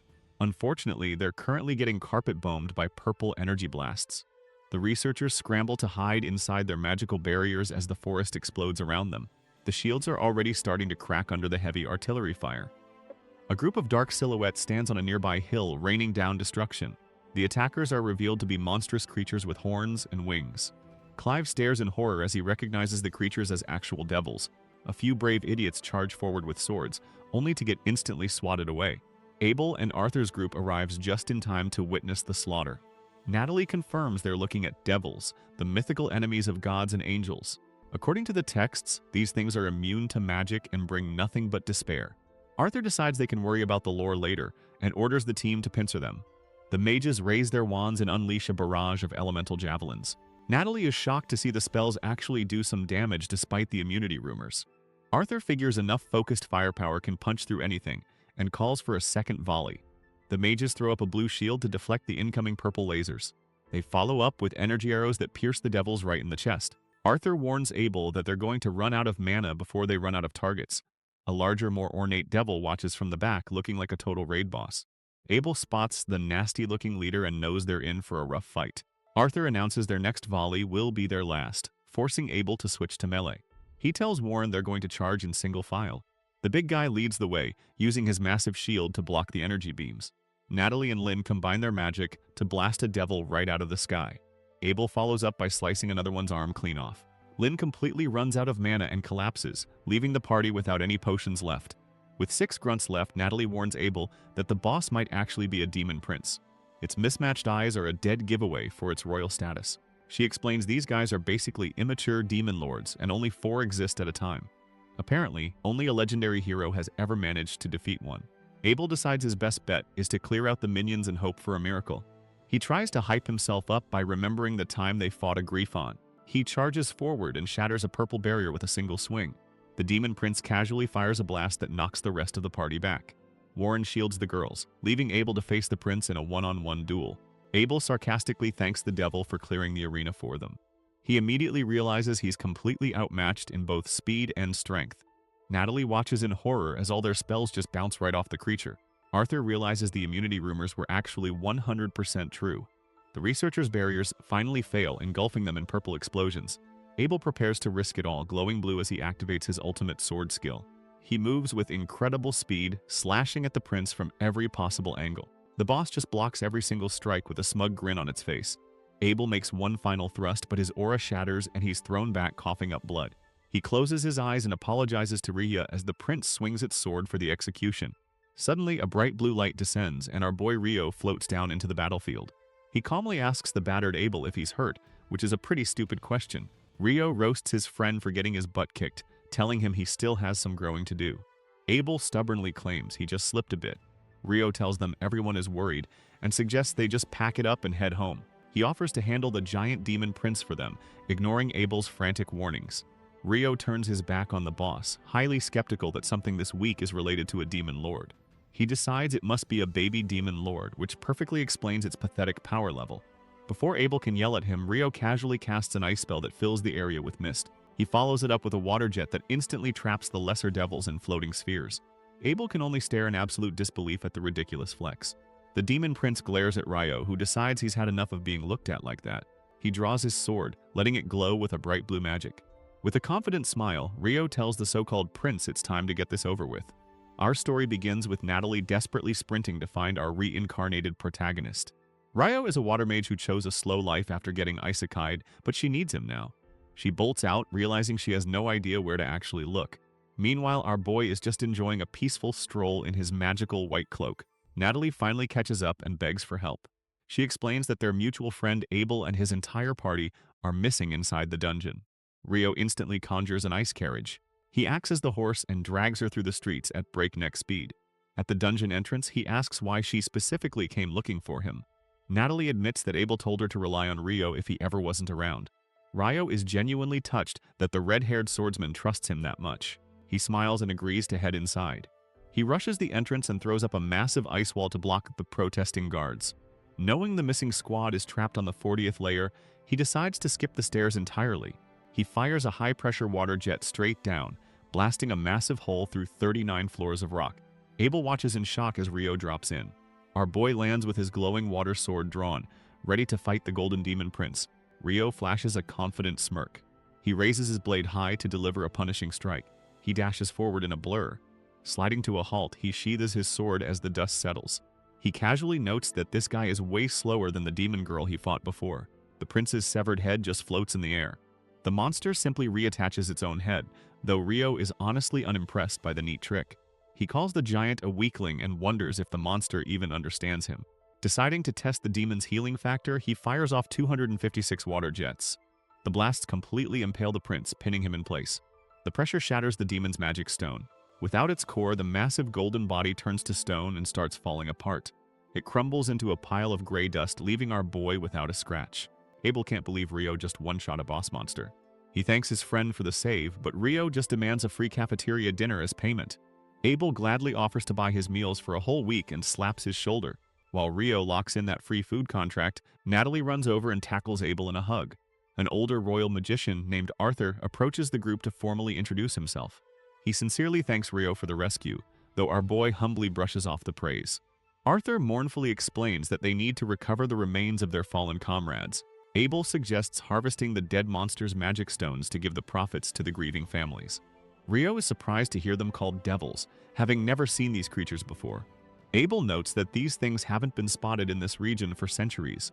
This gets Rio thinking about how Leonore called herself an Akuma, wondering if there's a difference. He pushes the thought aside and mentions feeling a strange energy field on his way down. He also tells them his radar spell picked up a weird anomaly near the stairs on the 39th floor. Arthur is immediately intrigued and agrees to investigate it on their way back up. Later, they examine a pitch-black magic stone while Arthur recalls failing to kill a devil.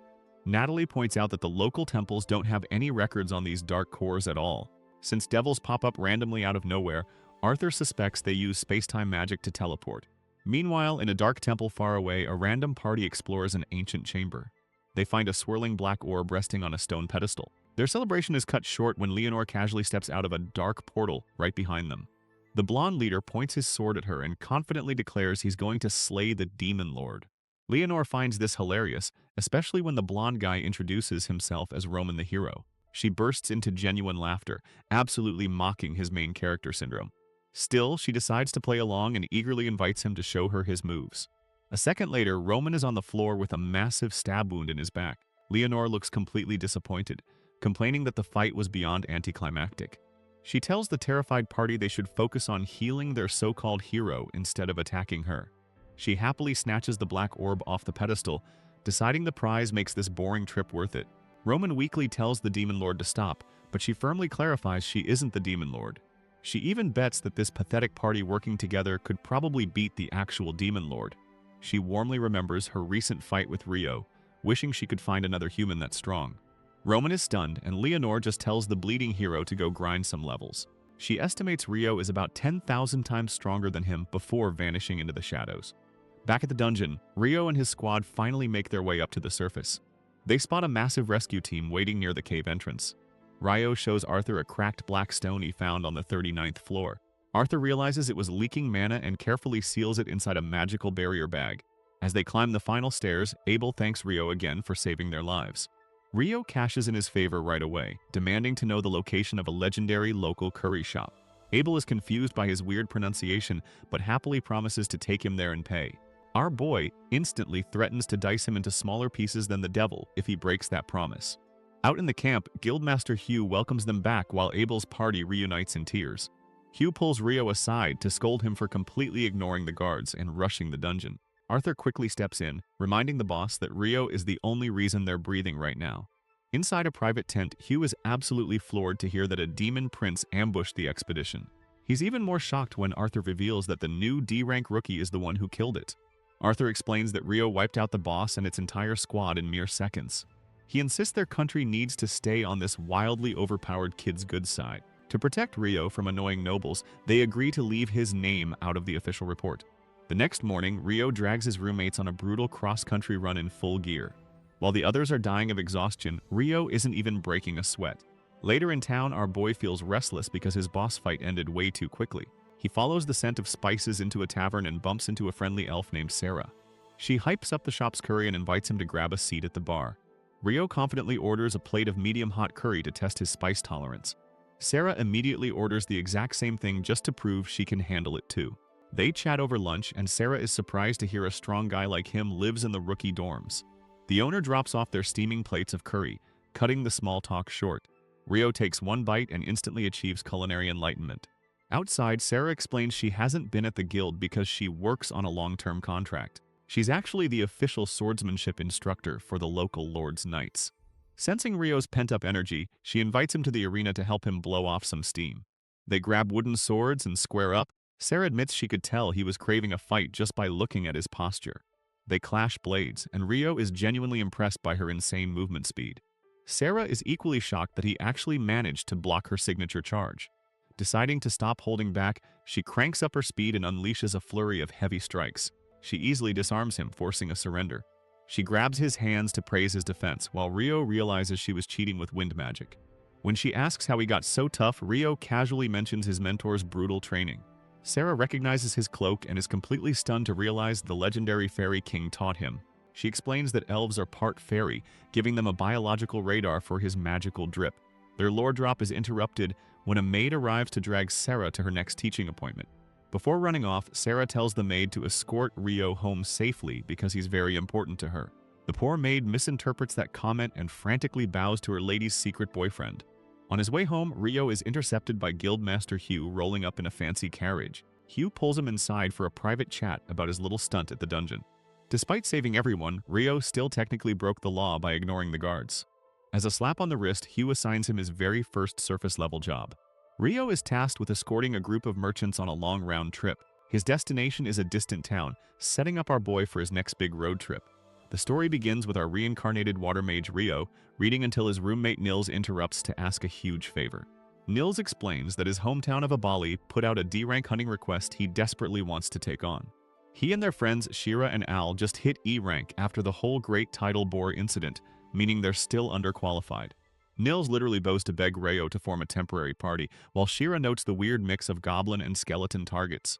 Al agrees it's a bizarre combo since those two monsters almost never share the same zip code. Nils wonders why Rio suddenly goes totally quiet. Rio just flashes a creepy smile, internally losing his mind over finally getting to fight classic fantasy skeletons like a true isekai protagonist. They bring the plan to the guildmaster, who checks if they know the job's history.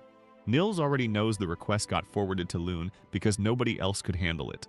The boss reveals that two different parties already tried and failed to clear the area.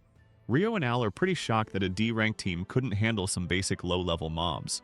The guildmaster explains the real issue wasn't the monsters, but the village's total refusal to cooperate. Shira wonders if the locals just hate outsiders. Nils defends his hometown, swearing they aren't hostile, even if they aren't exactly throwing welcome parades either. The boss is just glad a local boy is taking the job to smooth things over. He still warns them to watch their backs out there. Apparently, there's over 30 skeletons roaming around, though having a light priest makes that way less scary. Plus, they have Rio's overpowered magic to carry them before his upcoming escort mission to Whitnash. He tells them not to die, and Rio promises to keep everyone breathing.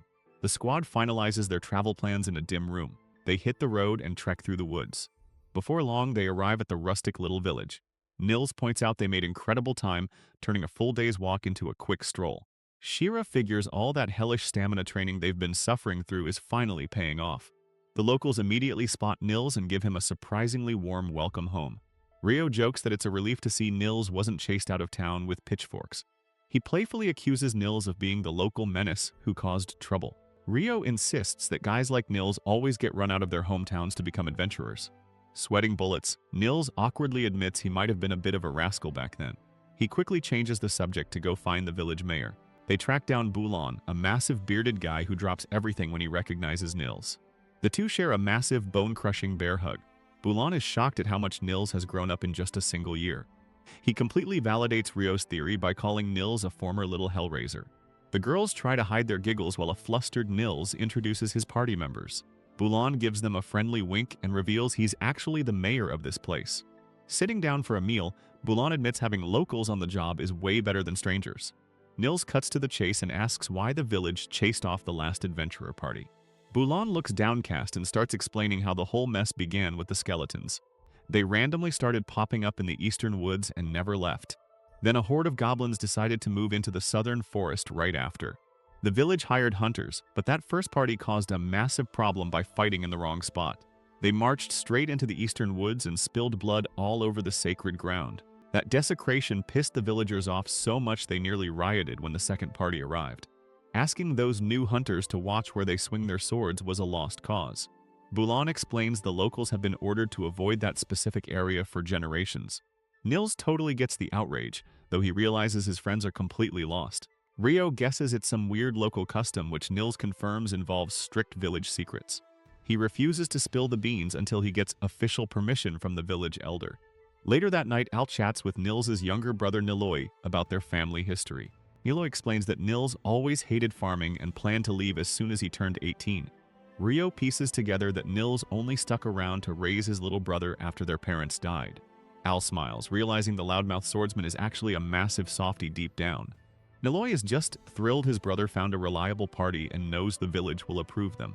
He confirms the last party completely trashed their local traditions by storming the woods. Nils walks in right on cue, and Al immediately asks for the council's verdict. He announces they got the green light to hunt the goblins starting tomorrow morning. They'll tackle the skeletons after, and he finally has permission to spill the town's secrets. He makes them swear to keep their mouths shut before dropping the lore. First, he reveals that a literal guardian beast lives deep inside the eastern woods. Rio is stunned, while Al notes that guardian beast legends are actually pretty common around here. Rio geeks out over the fantasy trope, though Nils admits he's never actually seen the thing himself. Our boy immediately assumes the beast is corrupted by an evil god and they'll have to kill it. Nils clocks that unhinged look in his eye, forcing Rio to play dumb. Changing the subject, Rio asks about the second secret, which turns out to be a hidden shrine. The elder insists on explaining that part herself, so they have to wait until morning. The next day, Bulan takes them to the grassy field where he first spotted the goblins. He mentions kids always sneak out here, and Rio instantly roasts Nils for being one of them. Shira ignores the banter to point out a massive trail of muddy footprints. The ground is completely covered in fresh goblin tracks.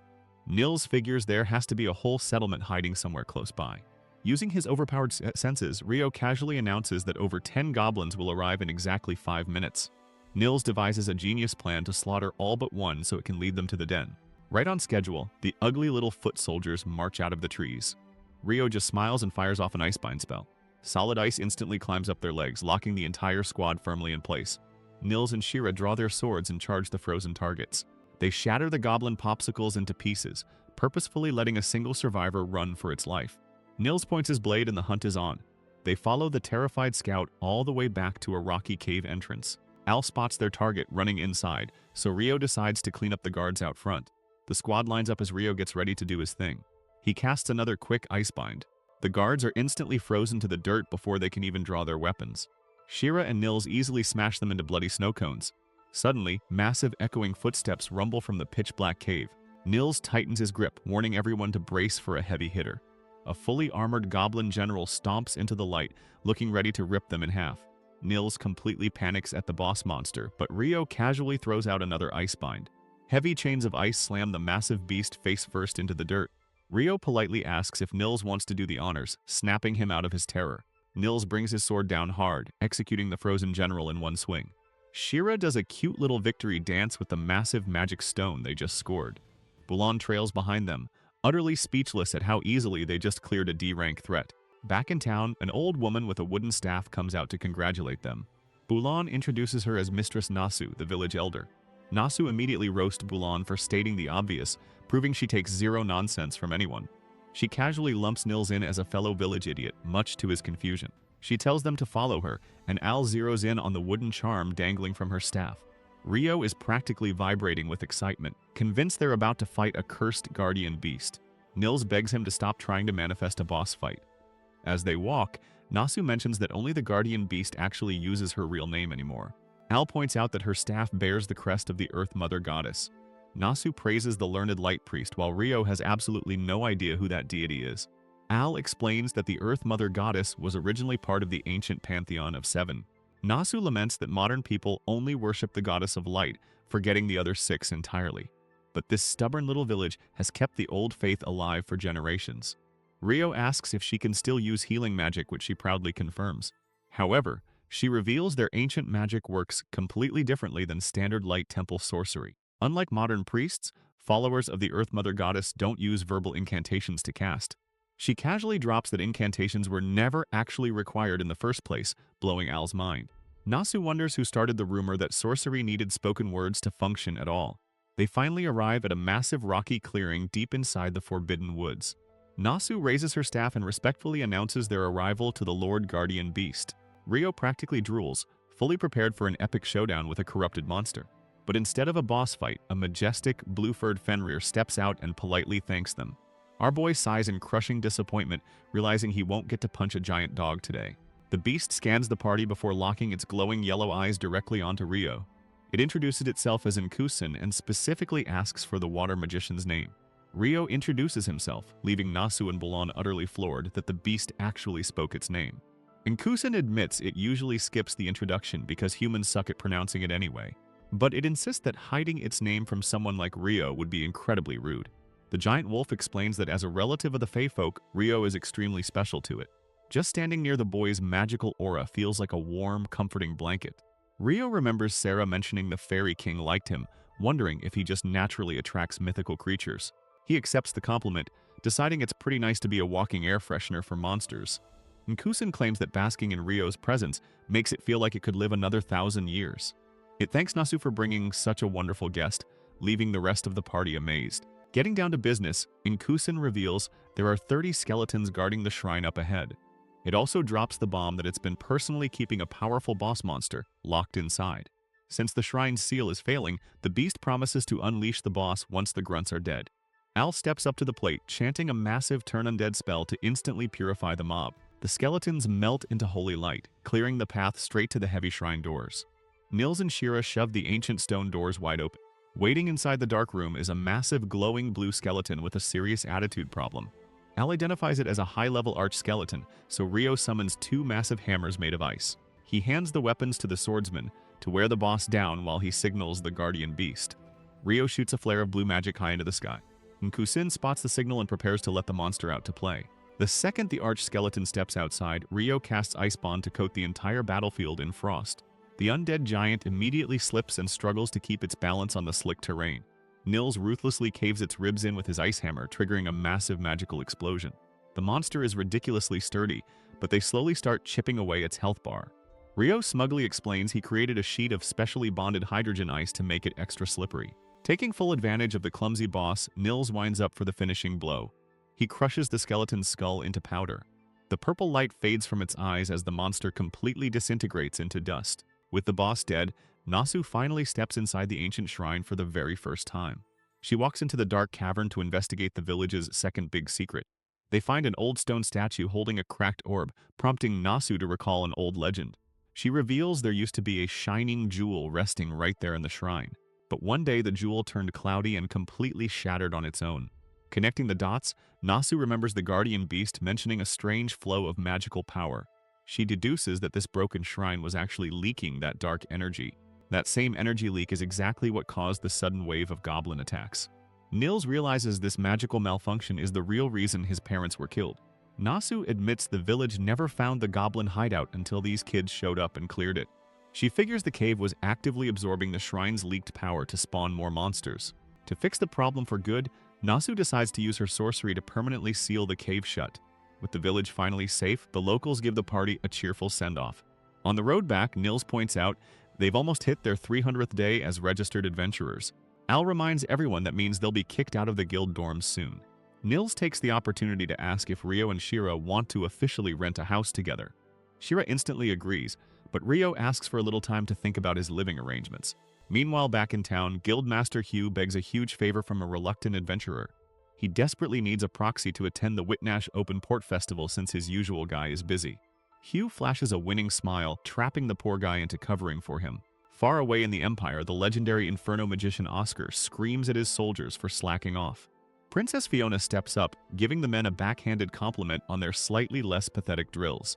She announces that the Emperor has ordered her and Oscar to travel to Whitnash tomorrow.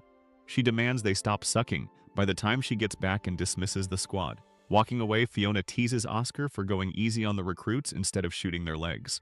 Oscar dryly points out that injuring them just wastes training time with the healers. Fiona laughs, knowing his terrifying flame arrows are more than enough to keep the grunts terrified. She admits his flashy title as the Inferno Magician definitely isn't just for show. The story begins with our reincarnated water mage Rio escorting a merchant caravan across the countryside. Our boy enjoys the peaceful stroll. He thinks about heading back to his forest home just in time for the rice harvest. He asks his new roommates if they really want to call their party Room 10. Nils proudly claims it is the perfect name to represent their little squad. The guy hypes up their first official escort job and relies entirely on Ryo to carry them. Eamon is just glad the beginner course actually taught them something useful. Ryo points out they have 9 whole days to kill before they need to head back. Nils explains their trip perfectly lines up with the town's massive open port festival. The whole squad gets hyped to slack off and make the most of their paid vacation. Once they hit the city, the merchant thanks them and sets them up with some sweet lodgings. He cuts them loose for the night, and Nils immediately spots a row of food stalls. The boys sprint off to stuff their faces while Ito sighs at their endless energy. Rio wastes zero time diving into the local deep-fried street meat. He crushes a plate of fish and chips while Ito happily deep-throats a massive roasted tentacle. Eamon tries a lobster croquette as Nils hands her an entire mini kraken on a stick. Our boy decides that festivals are the absolute peak of human culture. Elsewhere, a silver-haired lieutenant chills in his royal carriage. A soldier pops in to let him know they are stuck in traffic thanks to some paperwork issues. The guard asks what their actual mission is, but the boss refuses to guess the Emperor's plans. He highly doubts they were sent all this way just to look at the ocean. He figures the Emperor is probably using this trip to hide some bloody political executions from Princess Fiona. The big guy apparently dotes on his daughter because of her insane magical talent. She became a Magic Division commander at 17 and has the looks to match. That fondness makes him want to keep her far away from the messy reality of ruling an empire. He casually suggests they might be purging some annoying nobles while she is out of town. The soldier looks ready to wet himself, so the lieutenant reminds him it is just a wild guess. He closes his eyes and decides his only real job is to keep the princess breathing.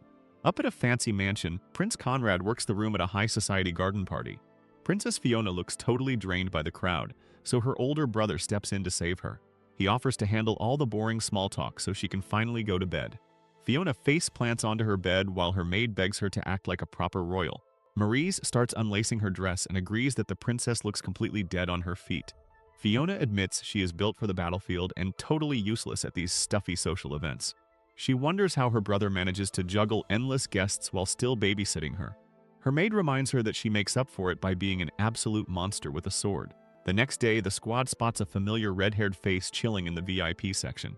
It is their buddy Abel, sitting right next to the gorgeous imperial princess. One of their friends brutally reminds Nils that the princess is way out of his league. Abel's old party members push through the crowd and run into Rio's group. They explain that Abel got roped into playing proxy for their missing guildmaster. The mages notice a super thick wind elemental shield protecting the rich folks in the stands. It is apparently powered by an ancient family treasure that projects a massive magical barrier. Ryo thinks having a magic casting artifact sounds like a pretty sweet deal. The girls figure they are burning extra fuel just to make sure the royal family doesn't get assassinated. The boys pray that nobody is dumb enough to start a war during a carnival. Since the princess is a magic commander, they wonder if her legendary lieutenant is lurking around. They drop the name Inferno Magician, which gets Ryo completely hyped up. Rumor has it, the guy can roast 1,000 troops or delete a wyvern in a single hit. Hearing those insane stats, Ryo decides he would rather never cross paths with a walking nuke. The girls head off to enjoy the festival, leaving the boys to their own devices.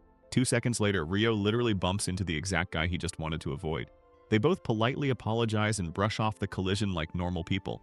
The lieutenant stares after our boy until his subordinate snaps him back to reality. The guard is currently playing pack mule for a massive pile of street food. The boss complains about the crowds, but the guard warns him not to disappoint the hungry princess. He starts rattling off a grocery list of snacks they still need to buy for her. The lieutenant sighs at his nagging subordinate and tries to keep the squid skewers warm. Meanwhile, Abel accidentally bumps into Prince Conrad while wandering the streets. The prince mentions that Abel looks suspiciously like someone he used to know. Abel quickly changes the subject to Princess Fiona sitting up in the VIP box. He fishes for information, guessing that her famous lieutenant must be guarding her nearby. Conrad smiles politely and shuts him down, refusing to leak military secrets to a random adventurer. He spots a noble he needs to schmooze and smoothly escapes the conversation. Abel realizes he totally failed his espionage check, while Fiona is still groaning in her room. The girl whines about how draining it is to sit still and look pretty all day. Her guards finally return with the sacred junk food, and the lieutenant echoes her exact complaints. The soldier mentions that his boss nearly crashed into some random kid on the street. The lieutenant admits the kid had insane reflexes and dodged before he even had to move. Fiona ignores the tactical analysis because she is way too excited to stuff her face. She calls him Master, which immediately stresses him out despite them being behind closed doors. Back outside, Nils completely embarrasses himself at the archery minigame. He proudly admits he has never touched a bow in his life, making Abel burst out laughing. The swordsman apologizes, saying the terrible aim just reminded him of his own tragic youth.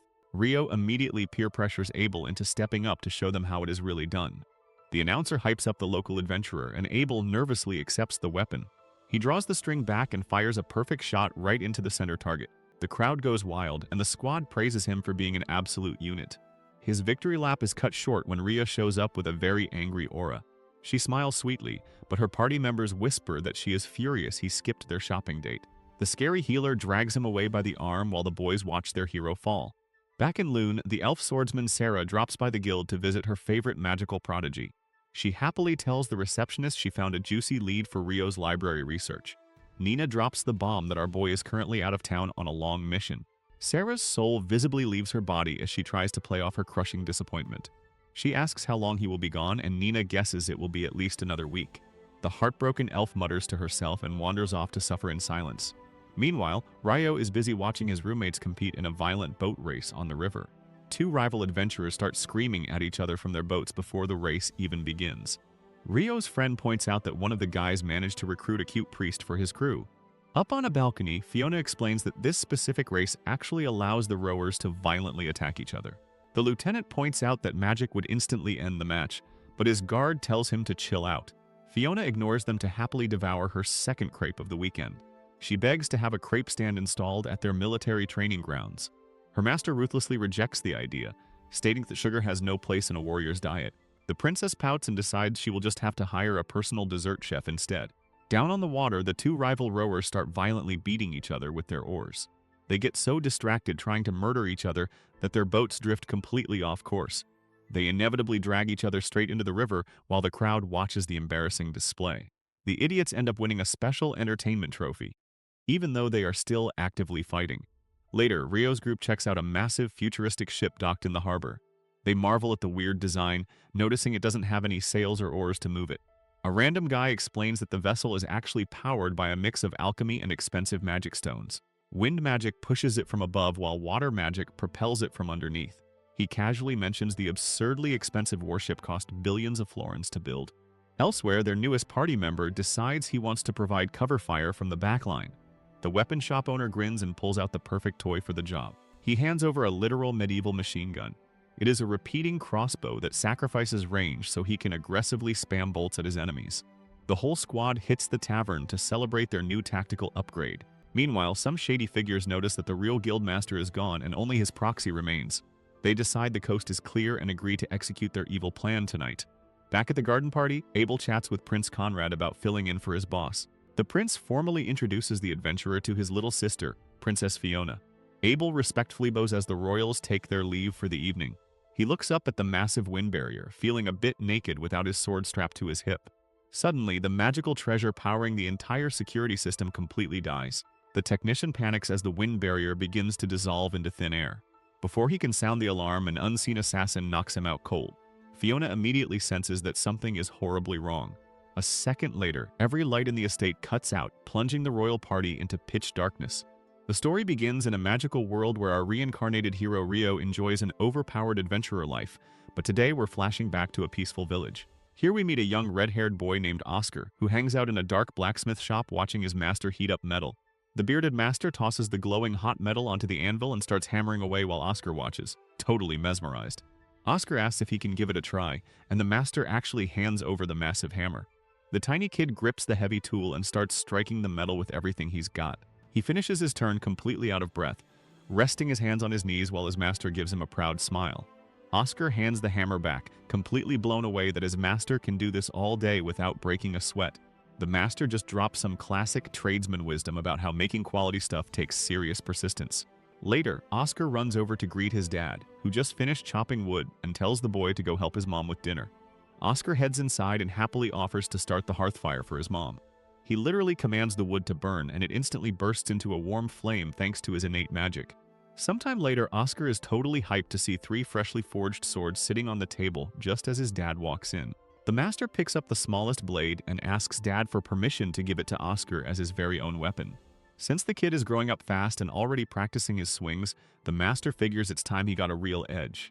Oscar receives his custom lightweight sword with absolute awe, thanking his master with a massive smile. Out in the forest, the villagers gather around a fresh boar kill, praising Oscar for helping out on the hunt. Dad just chuckles, telling him his new sword will have to wait because it's time to drag this pig home for a massive feast. That night, the whole village throws a massive bonfire party, and Oscar happily stuffs his face with roasted meat. But away from the celebration, Dad gets some grim news from a scout who spotted bandits lurking in the woods. The scout warns that a massive group of over 50 thugs is planning to strike within the next few days. Knowing they have nowhere else to run, Dad realizes they have no choice but to stand their ground and fight. Fast forward to the attack, and the villagers line up on their wooden walls with spears and bows, ready to defend their home.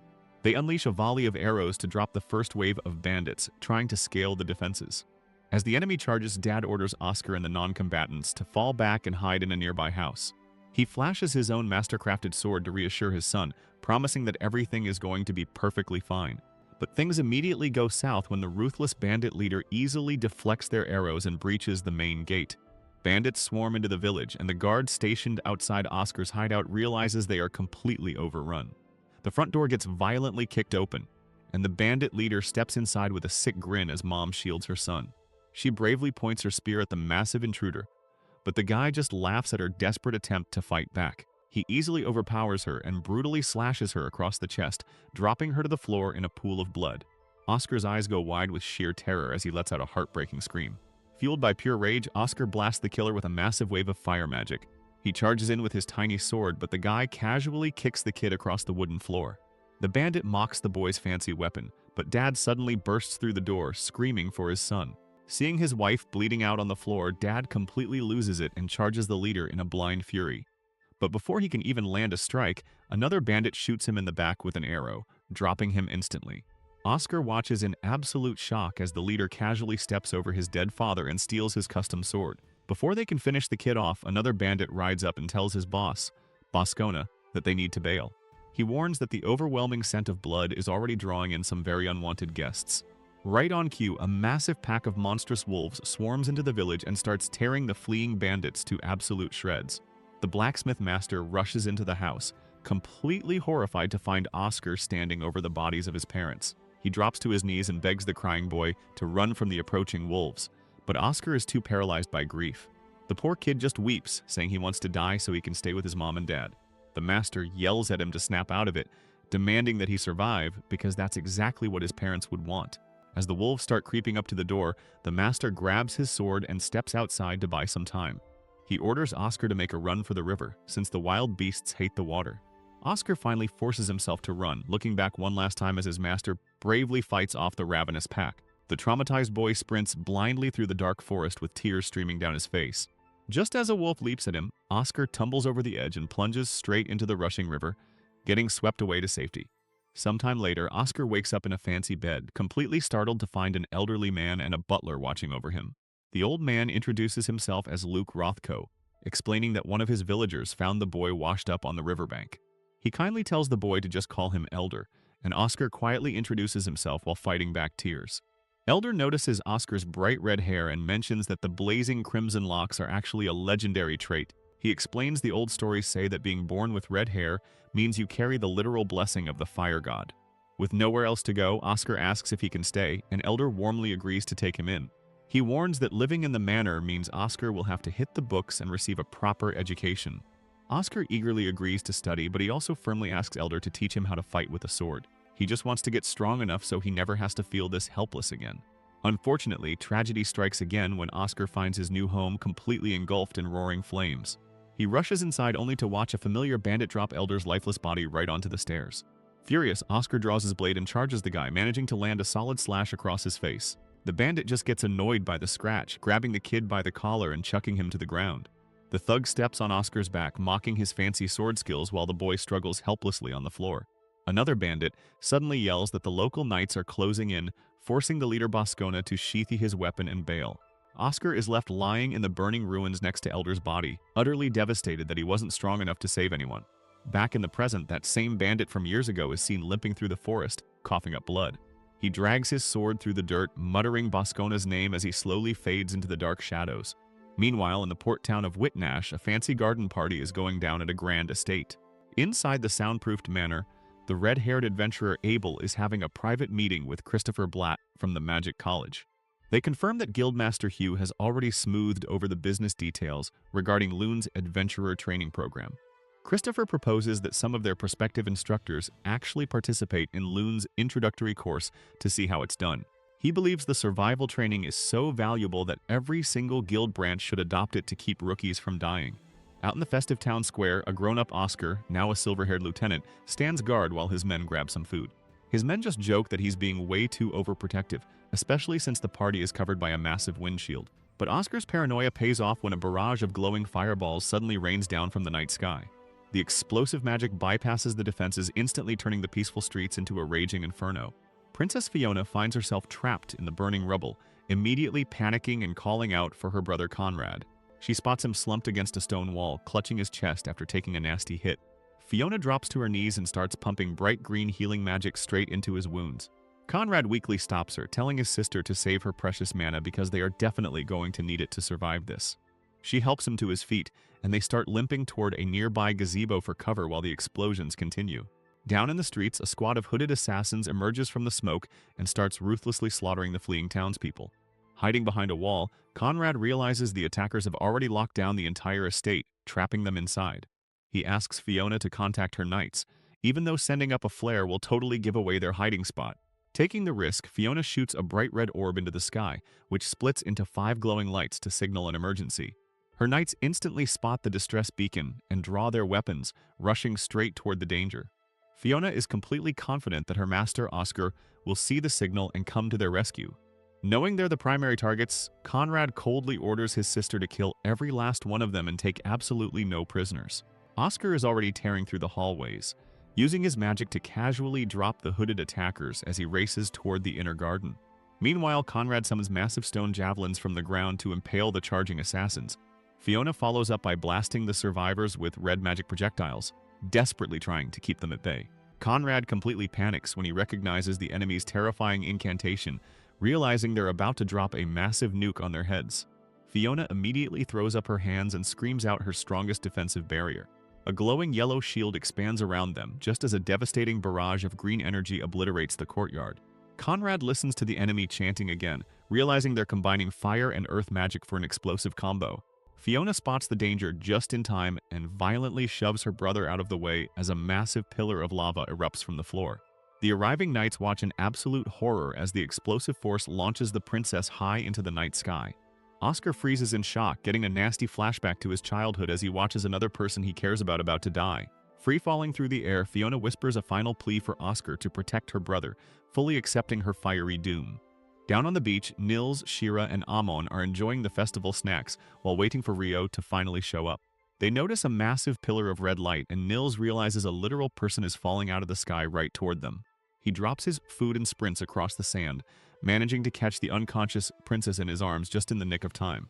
Shira and Amon run over to check on her, but their rescue mission is interrupted when two hooded assassins rush them on the beach. Amon instantly casts a physical barrier to protect Nils and the princess from the ambush. Shira dashes forward and expertly parries the attacker's blade before slicing him down, proving she's not just a rookie anymore. Before they can get the princess to safety, Oscar lands on the beach looking absolutely unhinged. Completely misunderstanding the situation, Oscar glares at the kids with murderous intent and orders them to step away from his princess. The story begins with a frantic guard sprinting through a burning courtyard.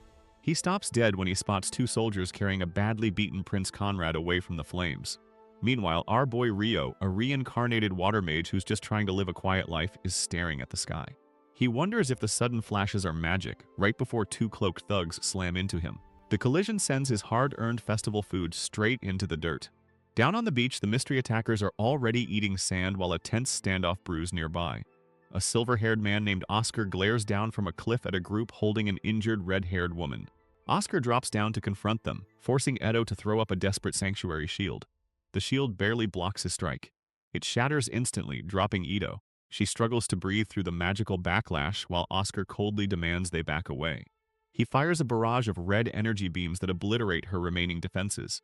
Edo collapses into the sand, drained and bleeding from the overwhelming assault.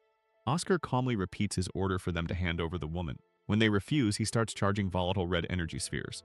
The girl braces as flames erupt right in front of them. His attack is effortlessly neutralized. Rio strolls onto the beach, casually stepping between the overpowered silver-haired menace and his battered friends. The girl nearly cries seeing his familiar white cloak.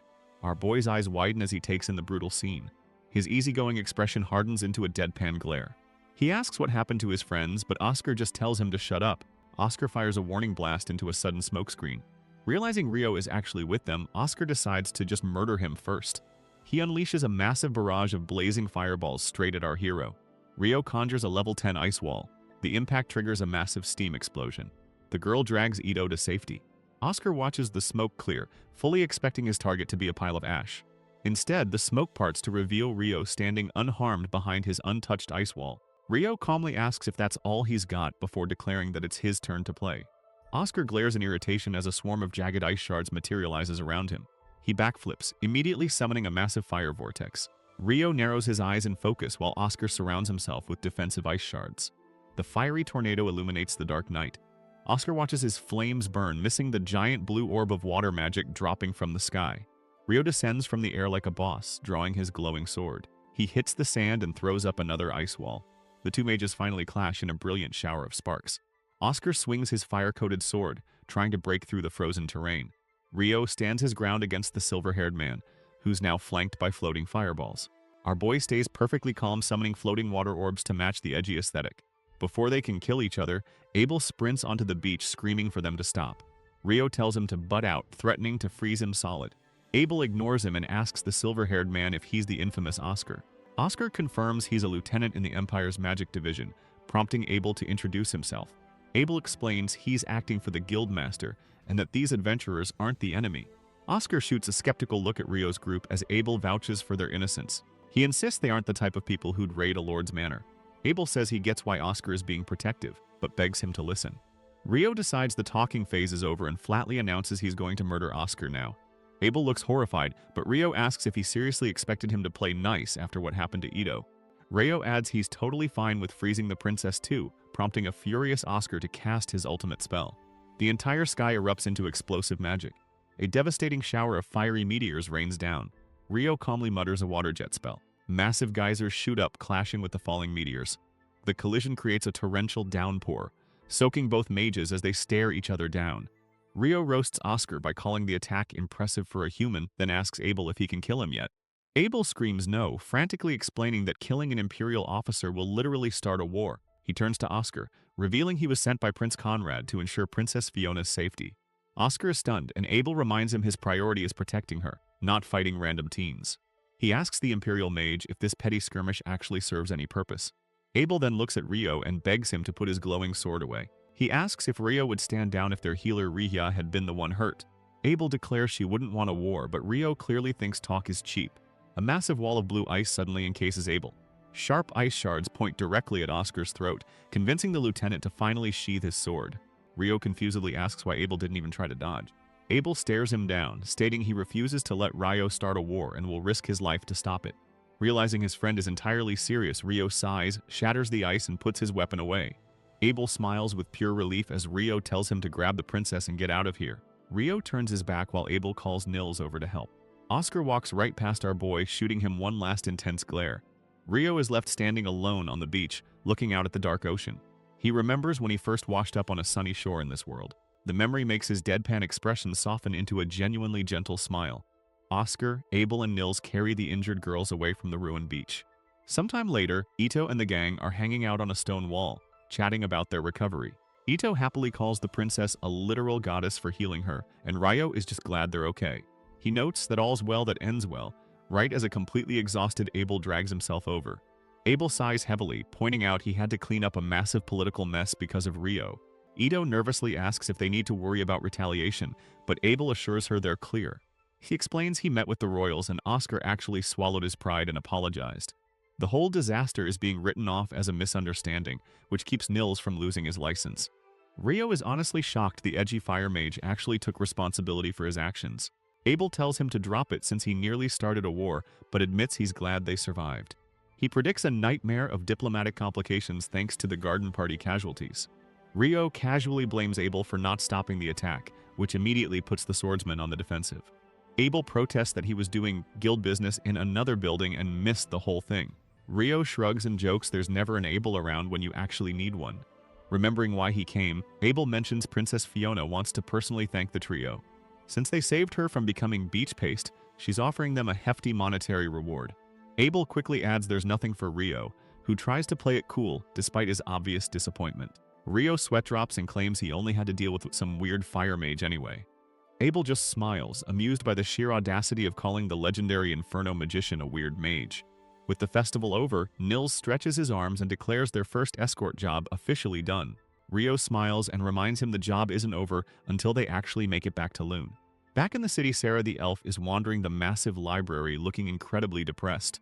She sighs wondering when Rio is coming back and lamenting how much she misses him. She tries to tell herself to just go back to how things were before they met. Sarah hesitantly pushes open a wooden door to check inside a local shop. She spots Rio happily stuffing his face with food at the counter. Her depression instantly vanishes, replaced by a massive blush of surprise.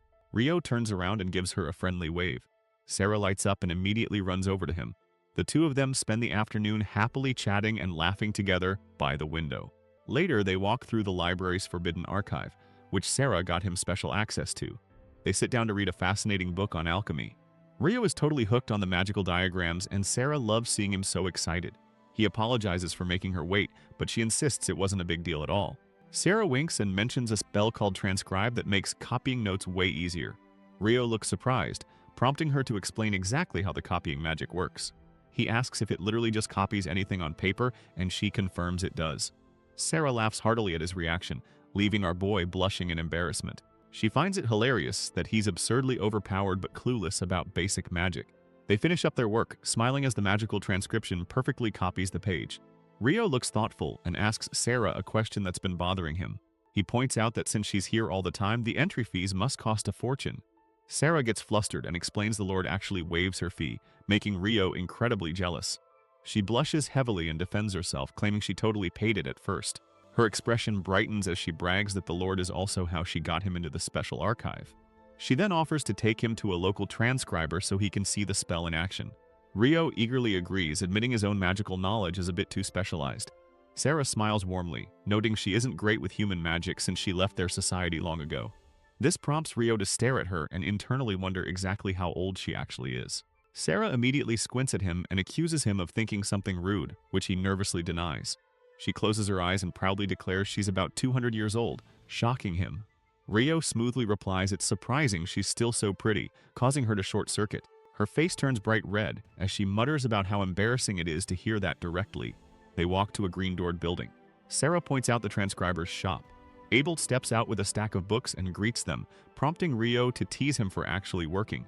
Abel gets defensive before suspiciously asking what the two of them are doing together.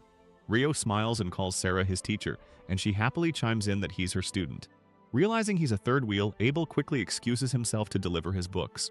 Before he leaves, Rio asks if he can drop by later to talk business. Abel agrees with a smile and waves goodbye. Once they're alone, Sarah looks at Rio seriously and asks if they can talk about how they talk. She explains she thought he was only nervous around her because she's a high-ranking adventurer.